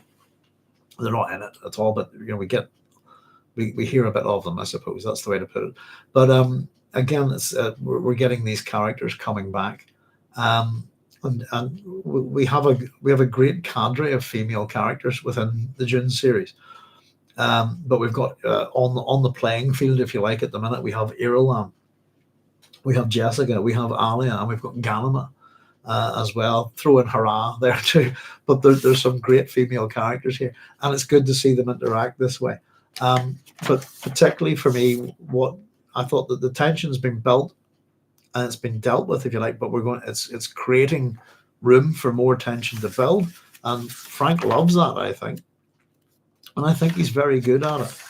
But I thought in particular, the characterization in this chapter, especially how Jessica and Alia, and it's not vast, if you know what I mean. It's brief to a degree. The emotional reactions are correct. I think we see sadness, horror with Jessica. The rumors were true. Horrible, horrible. Alia had fallen into the forbidden way. What does that remind me on? Was it is it the Lambada is the forbidden dance? God, we're going to hit in the 80s again there, folks. But there we are. And we've had a few interesting words, and I certainly in terms of how the chapter is being written, I thought it was a very well put together chapter. Leaves things open, answers some of the questions and fears that we've had. We've come to a kind of conclusion with what's the big fear for Alia meeting her mother. We've seen it happen, and it's played out in a very human way, I think. And as much as daughter's angry initially, that there's relief, and that I think there's there's a moment here where they can be mother and daughter again, as opposed to be mortal enemies. Once again, we're seeing the same kind of things. We're seeing a priesthood, if you like, the society of the faithful. These organizations that build up around the centers of power, focused upon a religious figure, particularly the Messiah, and it's Paul. Pardon me. And of course, as much as we end the chapter with these two priests, and Alia kind of dismisses Zebataleph, takes the more dangerous Javid with her, the epigraph kind of begins about the Fremen must return to his original faith, to his genius in forming human communities. He must return to the past where that lesson of survival has learned in the struggle with Arrakis.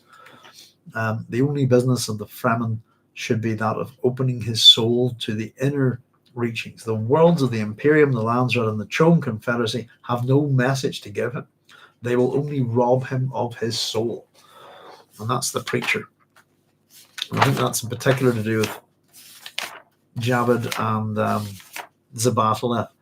Zebataleph, I think, seems the more genuine of the two. But yes, Javid is certainly something. But I always thought the thing about accents was quite interesting. I don't know, some people who live in big countries, how like America and Australia, how I always wonder how widely varied your accents are. But in Northern Ireland's a very tiny country. Not that wide, not that tall, if you like, but our accents every 5-6 miles can change incredibly, So they said in chapter 2, the twins and Hera discussed whether to fear Jessica. Now we see that they have reason to fear, given this well-orchestrated performance on the landing field. Yeah, she's, certainly, and again, Alia's been planting that seed. We see that seed planted with Irulan here, that Jessica has returned to the sister, and we both know they have plans for the children. I think Twins and Ra discuss whether to fear Jessica. I think the reasons for fearing her are slightly different, but the underlying one is, what will she identify them as Abomination? You know, and yeah, I think reason to fear, absolutely. I think if Jessica was in a room with you, if Jessica was in a room with me, I'd be very careful what I said to her. This woman could kill me with her little toe. You know what I mean? She's lethal, but she's highly intelligent. She's a whole range of things. She's trained beyond, to an extreme in certain things. And I suppose, unlike Irulan, whatever background Jessica came from, she didn't know her parents, etc. Apparently, she's raised by the Bene Gesserit and trained by them. She seems the genuine thing, I think, in some ways. I don't think that she's from was treated in any special way, but as opposed to Irulan, who very much is this, and a Bene Gesserit, but she's also a member of the royal family and being used by them. It's a bit like putting in the UK, the royal family tend to join the military because they're not much good at anything else really, but there's an association with them, and they tend to be the commander in chiefs, etc. Of course, I think they have to hide their identities, etc. nowadays in the army. But you like Prince Harry, Prince Andrew, etc. All of the royals tend to do the military, but and they have command, if you like. They've got high rank within the military. You wouldn't want any of these people leading you anywhere. That kind of thing. It's kind of the same thing with Irulan. I think it's what else do you do with a princess? But the Bene Gesserit, she's being groomed for the throne, etc. It's all about using her. But of course, that's what the Bene Gesserit do. They use people, I think. And it's one of the things that we've pointed out. It's the term tends to be tools, isn't it? That human beings, all sorts of organizations look at human beings as tools, to forward their ideas and their agency, if you like, their political power. But yeah, they've stayed away. There's also a threat here as well, which is maybe not one that we weren't aware of. Maybe the twins weren't aware of, Alia and Jessica, maybe. But we're not quite sure of the nature of the threat yet. These people are being interrogated, but there are dead bodies here. At the start, as Jessica's standing doing this, people are being killed around her. And it is interesting. It's certainly an entrance anyway. If you want to think about it, this is Gurney and Jessica's return to Arrakis. This is their enter stage left. Gurney, Jessica followed by Gurney. This kind of thing, and it's action. And as we see, again, that Stilgar comments on this. His first words. Welcome home, my lady. It's always a pleasure to see direct and effective action. That's what we get here. Direct and effective action, and it's preemptive to whatever it is. And I have to apologize because my old memory isn't that good. It has been at least 14 years since I've read this book. It's funny how time flies, isn't it? But I think there's all sorts in this chapter. There's little pop. There's humor. With some of these re-meetings, if you like, these meetings, and there's digs at people. There's little people not quite behaving themselves, and put downs and stuff like that. The language is good, and I think it's a great setup. And of course, we've got this now. Well, Alia and Jessica have been described as more than mortal enemies. How's that going to play out in terms of us wondering where the story is going to go? It's run this little compact introduction over a few chapters, made us worry, made us wonder what's going to happen. Seeing the fretting, if you like, of Alia, the wondering what's going to happen by the two twins, and it's all focused on Jessica, and here she is, and wow, it's a hell of an entrance, isn't it? It's a pity because if it wasn't for the role of kind of the how does it put, the Grand Reverend Mother of the Fremen, something like that. I could imagine her out doing this as well, helping in the fight, if you see what I mean. But she is dangerous, and up until the point, I suppose, that they were. If we don't know her at this point, I can't remember if she's back with the sisterhood or not.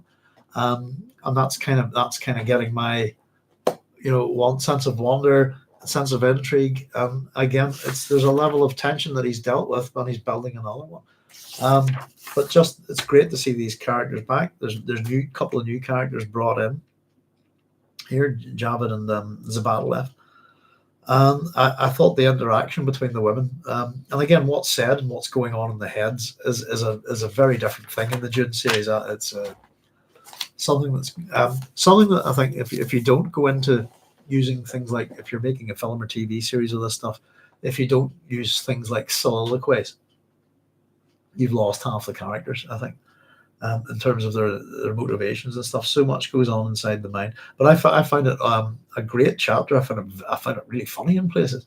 The action's good. It's brief, concise, and it sets things up.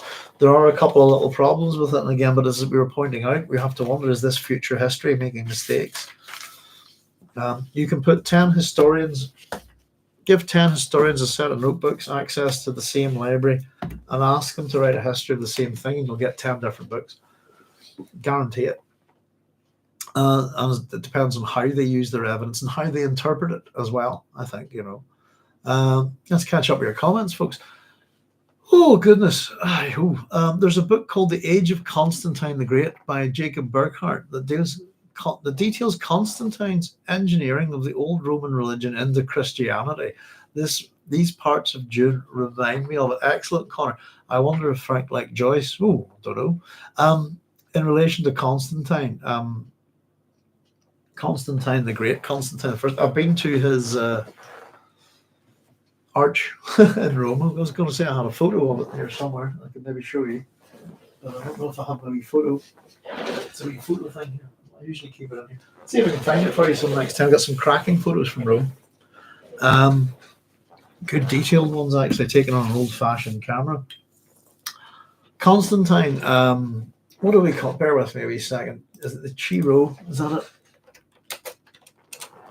Yeah. So I wonder, can I actually type something in for you guys here?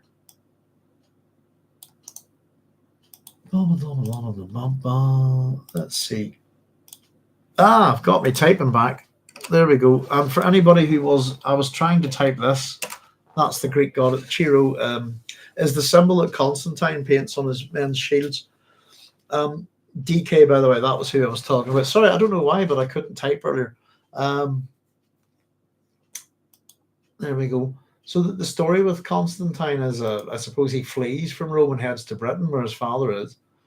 And the story is that he has a dream, and he's told to paint all the Chiro, the XP, if you like. Let me see, you've got a pen here. Depending on how you do it. The symbol on his men's shields was that, I think. There you go. Let me just have a look. See if I'm doing that right. That might be complete nonsense. Okay, yeah, I've drawn it slightly. Yeah, pretty much. Let me just check. Yeah, I did it slightly wrong. There we go. That's it. Nope. Pick the pen without running out of ink. There we go. There, that's what it looks like. Chiro. That's the one, Connor. The monogram of Christ. Use of religious symbols by Constantine. I mean, for him to become an emperor, it's quite an interesting thing because it's a bit of a kickoff to do with succession of the empire. But I think prior to him becoming emperor, there's about 12 people vying for that position with armies, But he comes out on top. I believe Constantine, goodness, I'm no expert on him, but I believe grandmother, was it his mother or grandmother was Christian as well. And goodness, it's a long time since I read about Constantine. But yeah, he's arguably one of the most interesting Roman emperors to look at in terms of things like succession. And of course, we get the capital of Rome being moved to Constantinople. which is Istanbul, which was Byzantium.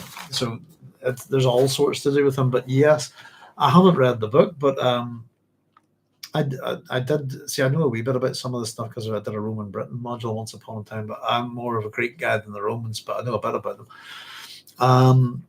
The engineering of the old Roman religion into Christianity. Parts of Dune reminded me of it. Yeah, particularly the reason why the Christians have caused a lot of their own bother. To be honest with you, within the Roman Empire, there's about 10 major persecutions of the Christians by the time you get to Constantine. I think all sorts of things done to them. But the problem is that they well, there's a couple of problems, I suppose, but you can see how the Romans deal with religions around the world. And as long as you're not practicing human sacrifice, they'll probably try to assimilate you using the Roman interpretation, But engineering of Roman religion, there's a lot of that goes on. As I said, the topic to look at, folks, is called Interpretatio Romana, the Roman interpretation, religious assimilation, pretty much. And they essentially did it with Christianity too, pretty much. But some of the Roman emperors like to be worshipped as gods, and the Christians wouldn't do that. So accepting the authority of the Roman gods, if you like, they wouldn't do that kind of thing. But there's all sorts of interesting little things about it. I've got what we call lactors, which are for people who study the classical world, and there's a whole bunch of them. They cover different periods, different times, etc. But I have all of the stuff for Roman Britain, which is all of the literary sources and all of the inscriptions back when I was doing it, I suppose, But yeah, and of course Christianity picked up that. It was the Greeks that figured it out first, by the way. If you want to look at the history of this kind of, how did you put it there?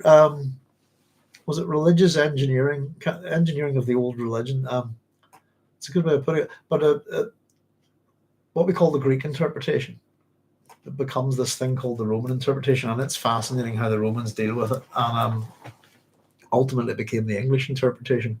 It's how the British Empire conquered with the Christian Bible. Because the question you have to ask yourself is, how does a little city like Rome conquer 1/4 of the known world? Because it's not possible to do it by force. Don't have the manpower.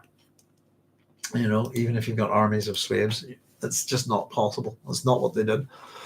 But Hollywood has certainly created an idea of the Romans just marching in and slaughtering everyone and then building, taking it. They were a lot smarter than that. I have no idea if Frank Herbert. I take it you're talking about James Joyce there. I'm not a massive fan of James Joyce myself, to be honest with you. I remember reading I remember reading I think it might have been the Independent newspapers a long time ago, but it's probably around the year 2000 or something, but they published a list of the best books. I think I've talked about this before, the best books of the 20th century and the worst books of the 20th century.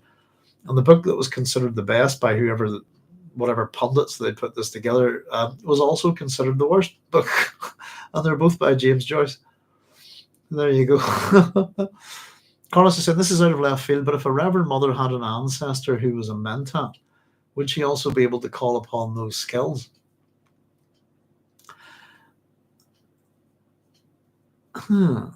Connor's saying, I think all mentats are male, so inaccessible. Carlos is saying there are female mentats in later books. What a mentat is a human computer. The ones historically that I know about are all women. If anybody doesn't know this, that a computer used to be a person, it used to be a profession. If you look at the women involved in, who am I thinking on now? Is it Halley's work? It's these women. They're computers. I must look this up for you.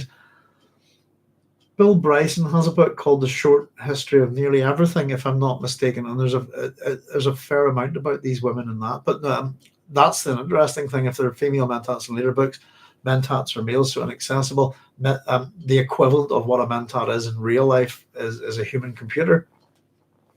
We have them. They have been around for some time. There's most the ones that I know of are female, though I'm sure there are male. But the ones that I actually know about are all women, which is interesting. If I can dig out Bill Bryson's book, I can maybe get that wee section. I think it was the women that worked with Halley on oh no, is it Hubble? Sorry, Hubble on the Hubble constant, something like that. And these women just analysed, all these images and stuff like all sorts of things. It was very interesting. What I would say is, Carlos, in answer to your question, is that the interesting thing is that we talk about it in terms of memory, don't we? It's other memory, this kind of thing. So if your memory isn't perfect, is it? It's how you remember things. It's a very interesting question. But if I would say if you had the memory, if someone had the memories of how to do a skill, then that would probably transferable. It would probably make sense, or that person within other memory could instruct you. Female mentants in later books, Carlos saying heretics and chapter house, and Connor saying so. Then I just and Jessica China saying Jessica has always been formidable. She certainly has. I think one of the great. Her and Alia, I do like Alia's character more for its tragic nature. Does that make sense? But her and Alia, I think, are two fantastic characters. But in terms of great female characters in literature, period, I think Jessica and Alia are two of them. But she's a fantastic character. And I think also Jessica as a character. I mean, again, reading things like Lensman, there's female characters in that, and they're a bit rat-a-tat. They can shoot and stuff, but they're also a bit arm candy or that kind of thing. They're not very well developed. I'm saying that I've only read the first one, and all the male characters have essentially the same personality and skill set. Almost, they're all engineer types, But it's still a good thing. But yeah, she's a superb character, and I think within science fiction, once Dune came out, it garnered a lot of attention. I think we've seen quite a lot of strong female characters within science fiction since, but not to say that there aren't any before her, but she's a great character. Formidable, absolutely. Let's see, the monogram of Christ, he was coronated in Leeds, was it? Oh, I'm not sure. But yes, Constantine, we're talking about, he fled to Britain. I think it took, he kind of had he had to do a kind of like a 30-day horse ride or something to get from Rome to Britain.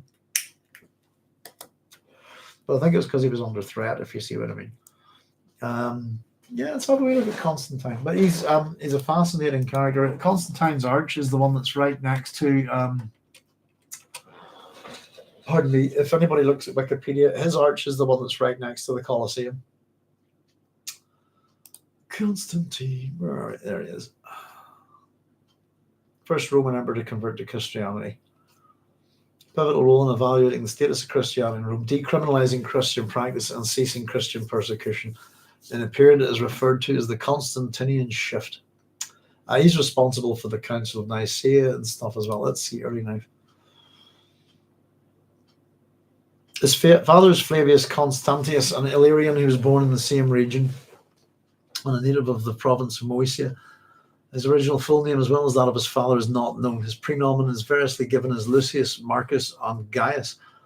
Whatever the case, prenomia had already disappeared from most public records by this time. He also adopted the name Valerius, the nomen of Emperor Diocletian, following his father's ascension as Caesar. Let's see.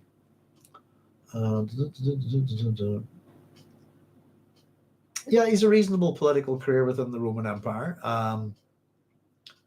His mother's a Greek. Let's see. Is that her?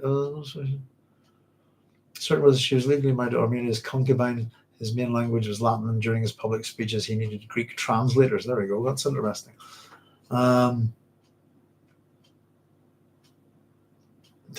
so it's all the whole split to do with the empire and stuff like that. Diocletian.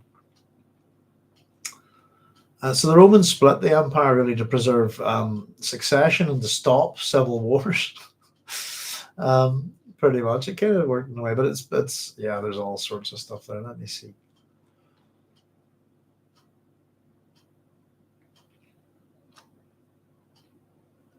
But yeah, there's quite a lot on him actually, to be honest with you.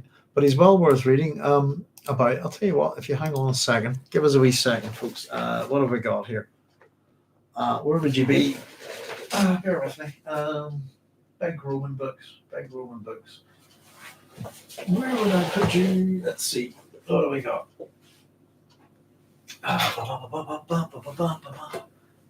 There, one. I'll just show you a couple of these wee things. I can give you some recommended reading, folks, on this if anybody wants to know. In fact, I've got some really good recommended reading on this subject. It's been a long time for me. Let's see.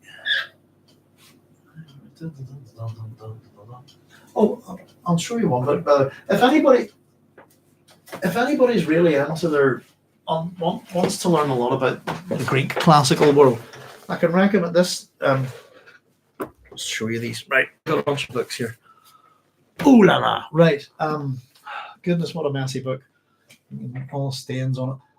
This is a book for you if you really want a great introduction, as it says, a book that will tell you loads and is really well organized about the classical world from the Greek point of view. That's your book. It's The World of Athens. Who's it by? Is it? Joint Association of Classical Teachers, Open University. Set book. I'm talking about the old OU. The Open University is a pretty good university. Oh, I've written all over this. It's got coffee stains.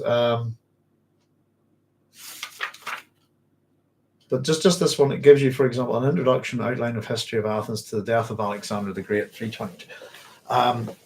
Physical environment, the metaphysical environment, human obligations, values and concerns, Athenian society, Athenian democracy and imperialism, Athens at war, and the intellectual world. That's the 7 major chapters. It's a great book, absolutely full of evidence and art and pictures and stuff and maps and all sorts of things. But it's if you wanted one book to teach you a fair bit about the classical world from the Greek point of view, that's it. Now, here's some stuff on Roman Britain that's a long, goodness gracious, this is from I haven't looked at some of this stuff since the early 90s, but this would give you a pretty good indication to some of the idea of some of this stuff. So this is H.H. Scullard is a very well respected classics author. So that's Roman Britain, Outpost of the Empire.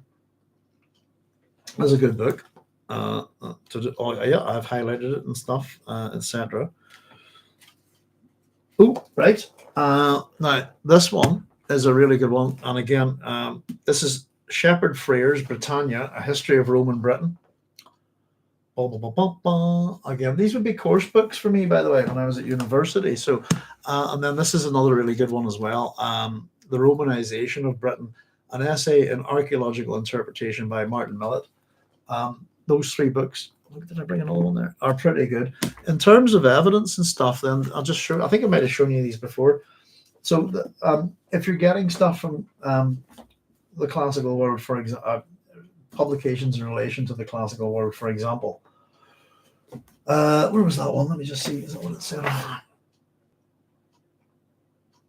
thought one of those was from the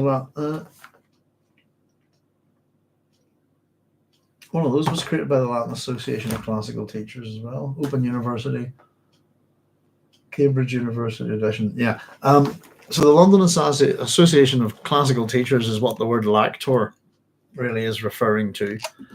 Just to show you, these are my main periods of study, if you like. This is volume 1, is the Athenian Empire. And this is what they look like, by the way.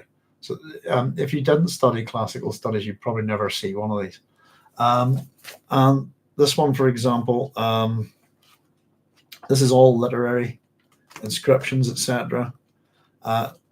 Anything, pretty much everything in terms of evidence. This one's volume 2. This is translated documents of Greece and Rome from the end of the Peloponnesian War to the Battle of Ipsus. So that's volume 2, and that's my 2 kind of classics. When I was studying that, I did my dissertation, believe it or not, on the Roman interpretation. So this one contains this one. God, look at that! You can tell I've worked with this. Look at that. That's coffee. That's terrible. Just really try and clean that up. That's lecture number 1. That's all the literary sources for Roman Britain. And then a bit thicker, number 4 is all of the inscriptions of Roman Britain.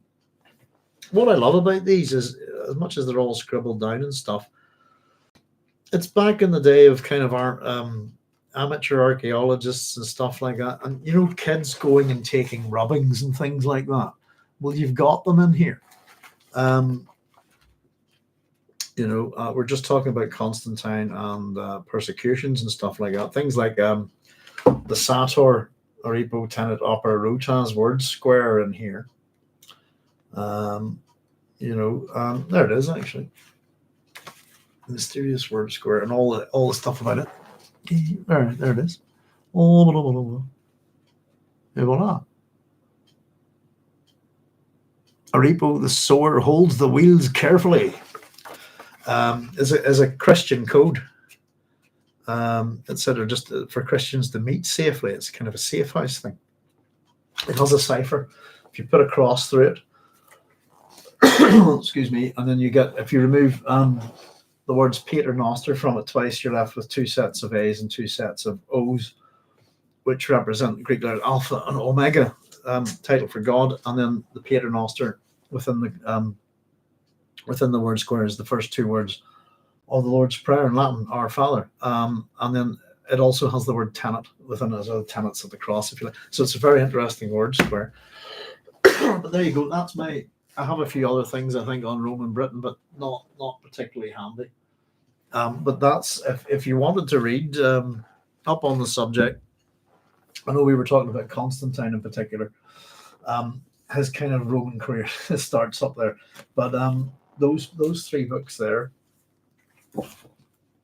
So Romanization of Britain, Scollard's Roman Britain. He's a good writer. You'll find him writing all sorts of stuff within the classical world. And Britannia History of Rome. That's a good thick book there. That would tell you everything you need to know, pretty much.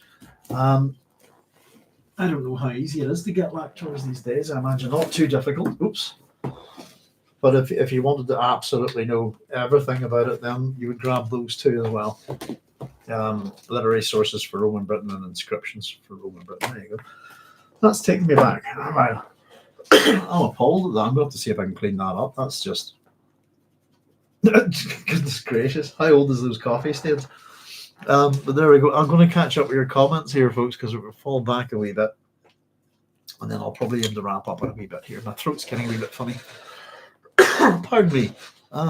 Let's see. So, Charles, I think they understand mentat thought, but they would need practice to actually become a mentat themselves. Hard to say. Paul was told mentat training had to start young. Chorus in his ba. Chorus goes like Shaddam in Sardaukar uniform. I think I might have lost a bit of track here. Oh, yeah, the royal family. Yes, indeed. It's a common thing. If you can see, like, if you ever see, Prince Charles, Prince William, they all kind of all these medals and ribbons and stuff, and you go, well, yeah, most people tend to earn those, I think. But you get some of the royal family, they're prior to World War II. So no, actually after World War II, they're still involved heavily in the military. If you look at the life of Lord Mountbatten, not a nice guy at all, but what he got up to, what he wanted to implement after World War II, is a good example of a royal in the military. And not a nice person at all. Since she went and nabbed the cross. Sol Invictus, the sun unconquered. Yes, indeed. You get a lot of religious assimilation within all sorts of characters, but within Jesus Christ, if you like, particularly within Christianity, it is religious assimilation, and then that's what Christianity decided to do.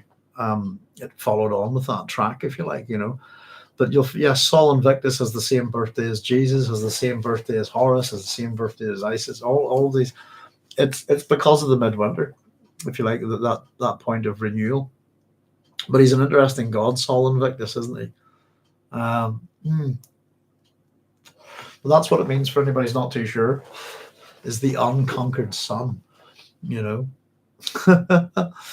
Carlos is saying, Chaya, how much of being a mentat is skill and how much talent? I think that's the question. And Chaya Rivka said, for your information talk, you skipped some etymology a few messages back. Thank you, Chaya. I'll jump back. Let me see. Where did we see it? Right. I see. I do. By the way, folks, that happens every now and then.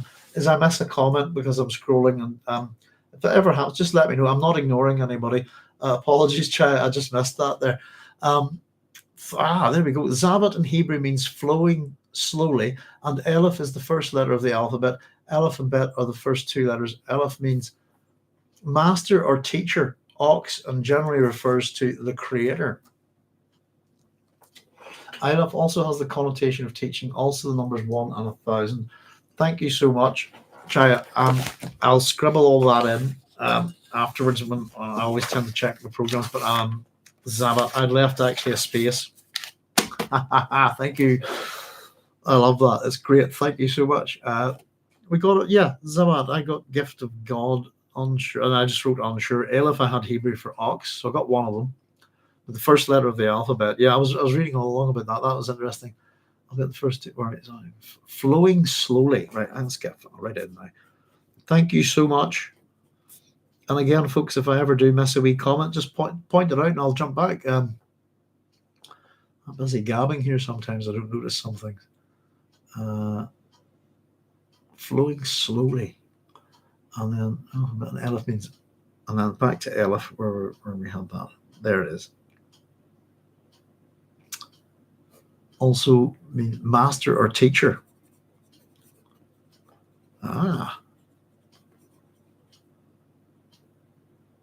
Generally, ox, generally refers to the creator. Right. Thank you very much.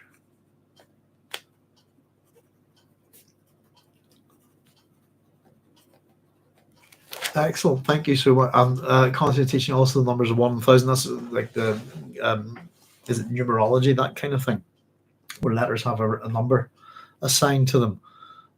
Yeah. Thank you so much, Chaya. Thank you very much for pointing out. That was useful because that was the one I wasn't too sure on. Wasn't he? God, listen to me. That was very common on me. Thank you. Let me just see if I missed any others there. We were talking about Constantine. What if Frank like Joyce? No idea. Pardon me. I had to read James Joyce. I have a degree in Irish studies as well for my sins, and I had to read him at university, and I did not enjoy it. And when I was reading, I read Ulysses and Finnegan's Wake, and I couldn't remember. But when I was reading Ulysses, I'm just going, "This is the Odyssey," and I'm just tend not to get amused by such things. But there we go. So yeah, I don't know if he was Connor. You were just saying, was he incarnated in Leeds? I have no idea. To be honest, my memory is not that good. I don't think my knowledge is that good, but it's quite possible. Yeah, that's a long time going back. Constantine and all that stuff. Goodness gracious, Council of Nicaea and all of that. Yeah, he's there's a bunch of Roman emperors here more interesting than the others, shall we say? And in terms of, you've got the usual nut jobs, if you like. They're interesting because they're mad. But you do have people like Diocletian, Constantine, Marcus Aurelius. There are some pretty Marcus Aurelius and Constantine. I would consider two of the more interesting. How would you put it? I suppose empire changing, type of guys. They're very curious. Marcus Aurelius gets read a lot by a lot of modern kind of I don't know how to put it. Christians, I think I talked about this bit, but particularly in the application of Stoicism, if you like. But he didn't like Christians at all. I find that kind of funny. I've heard people talk about Marcus Aurelius's meditations as their Bible, and just really, but a Roman emperor is a Roman emperor, if you see what I mean. But thank you very much for that. Let me see. Oh, right, yeah. So I did miss a couple of things.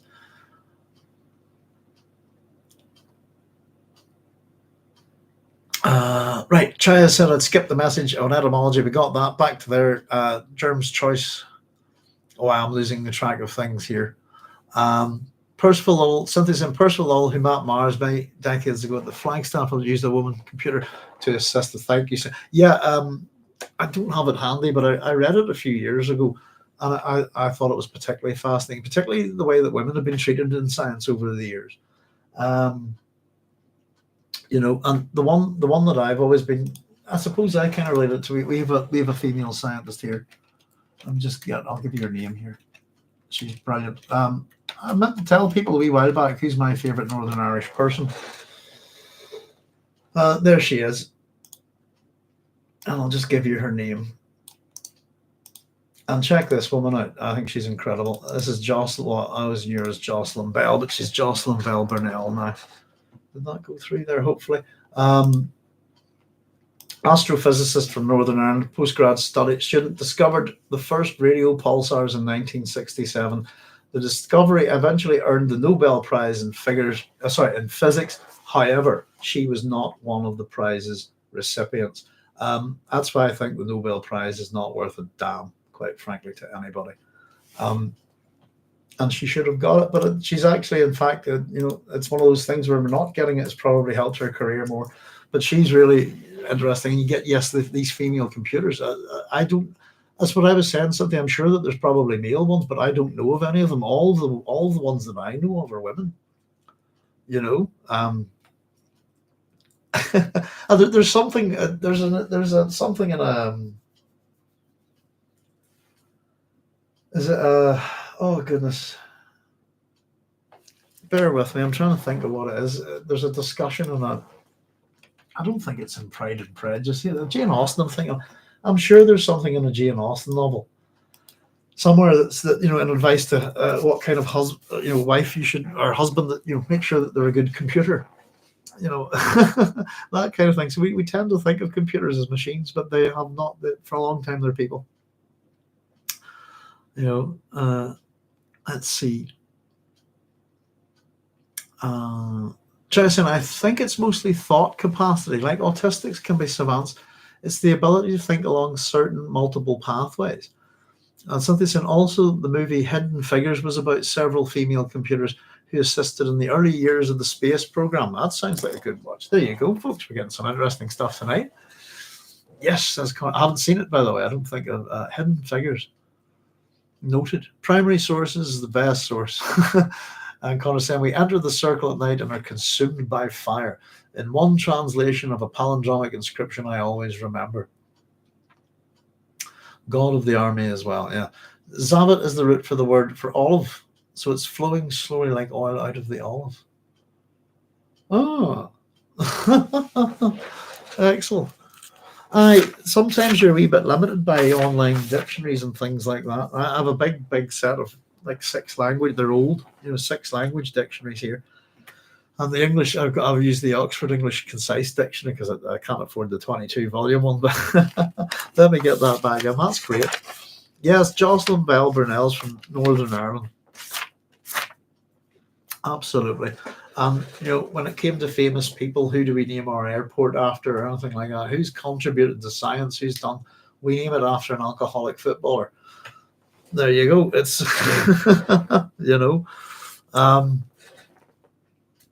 George Best. If anybody ever, you can look up George Best or being interviewed by Terry Wogan, and you'll see one of the biggest car crash interviews ever.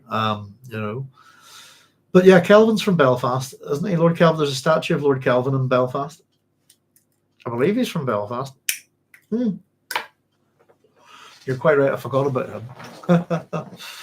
But yes, indeed. I'm not sure what you mean by LGM, Connor. Sorry that. But yes, she is indeed from here.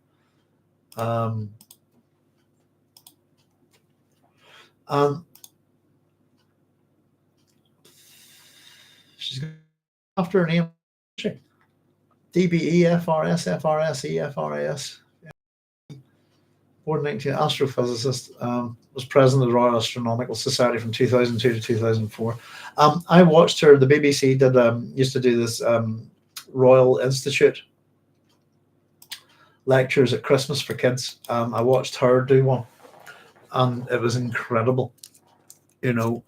She's a person that could turn anybody on to science. Does that make sense? She did this thing she's trying to demonstrate the Doppler effect. And if I remember correctly, she was standing in this sort of kind of really elegant kind of, I think it was a blue ball gown, she'd really dressed up for the occasion, and she's spinning this rake, and a little green man, thank you. She was absolutely incredible. But yeah, she to be turned down for not to get the Nobel Prize for her work, it's shit. It's appalling. Boo hiss to the Nobel Committee, sad. But yeah, she's an interesting person. Calvin,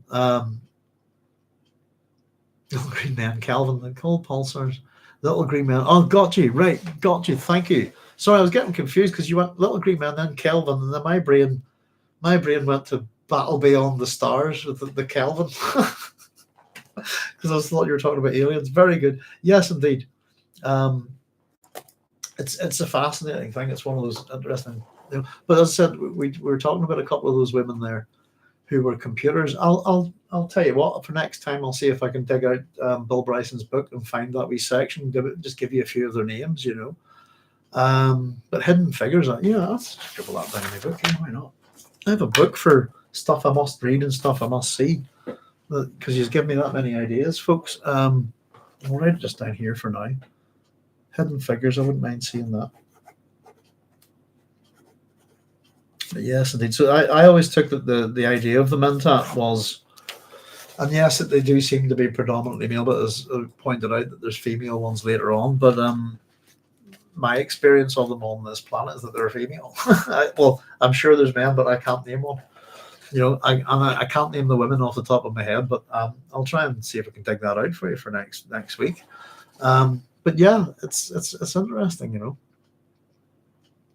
I'll try to get some sort of meaning on these guys' names sometimes, and sometimes it's not that important, is it? Sometimes we can be a wee bit too anal. I can be a wee bit too anal about these things, but sometimes a name is just a name, if you see what I mean. But more often than not, there is a lot of hidden meaning. I think Frank picks them out particularly carefully. But it's one of the things I enjoy about doing this, actually, is hitting words. I wonder what that means. What's the origin of that? And especially to go back into ancient languages and ancient words. And I'm not a linguist in that any kind of sense. I'm a wordsmith, if you see. I love words. And I think I speak more. I think I have got more machine languages. Well, I'm a linguist, actually. That's stupid. I shouldn't say that at all. I speak pretty good English. I do a little bit of French and a little bit of German, but then I have a slatter of computer languages as well. So no, I've not got much bother with languages. I'd like to learn a lot more of them, but I just never get the time. It's sad. I'd love to learn all sorts of things. That's something I find. We're talking about age a wee bit earlier, is the ability to find time to learn new things as you get older. It's just something I enjoy doing. It's just trying to find the time, But it's always, I've learned plenty tonight, folks, by the way. I have to say, as always, absolutely appreciate your contributions and comments and questions. And, some great stuff here tonight, So thank you very much. But I'll tell you what I will do is, I'm just about to wrap up, folks, but I'm hoping we'll see if I can pop on tomorrow night. I was thinking about trying to get another live show up and running, either maybe a Saturday or a Sunday. A Friday or Saturday or Sunday. I'm not too sure. But we'll maybe see if we can pop on tomorrow night for just a general science fiction chat. And the last time we done a wee live chat, I think I said, I brought 52 friends with me. We had 50 odd science fiction writers with all of their definitions of science fiction. I've got the wee thing here, but we only got through half of them. So I made a wee note of where we stopped. I just got all of these, and it's interesting to see. So we actually finished with Frank Herbert's definition, which was science fiction represents the modern heresy and the cutting edge of speculative imagination as it grapples with mysterious time, linear or non-linear time. Our motto is nothing secret, nothing sacred. That was Frank. So we left it there, and I've made a wee note. The next one that we're going to look at is Damon Knight. Now, Damon Knight's got more than one, actually, and probably one of the most famous ones. But we'll have a wee run through that. It's often good to see what people think about science fiction, because it tends to be quite an argumentative little thing. That what is it? and how do you define it? I've had a wee bit of a muck about with it, but yeah, we'll definitely have. I think it's time to maybe start looking into it in a bit more detail. But we will definitely begin our work there in the ancient world, which makes me happy. So listen, thank you so much, everybody. It's been a great night tonight. I've absolutely loved doing this. It's been a great chapter, and your comments and insight have been fantastic. And we've got questions that even I'm not too sure about. So just thank you all so much. As always, it's been a delight, and hopefully we're going to start trying to get ourselves up here a bit more often. If I can get a bit more organized. I'm very chaotic, and as I'm sure you know. But yes, indeed, it's been a pleasure tonight. I've really enjoyed it. So I'm going to say good night, folks, and I'm going to have a read about Semiramis as well. But that was a great start to the night, by the way, talking about Semiramis, and I'm going, what's that word? I don't know. And then I looked at it and went, oh, that reminds me on. And it turned out it's the same person. I thought that was brilliant. Absolutely loved it. So Cynthia said, thanks, Doc, and all. Thank you, Cynthia. Carlos, buenas noches, everyone. Buenas noches, Carlos. Chai saying good night, all. Thank you. Thank you all so much. Good night, folks. Look after yourselves. Take care of yourselves, and be safe. And we'll see you all real soon. Thank you very much. Good night. Bye-bye. Da da da da da da da ba da da ba da bum ba.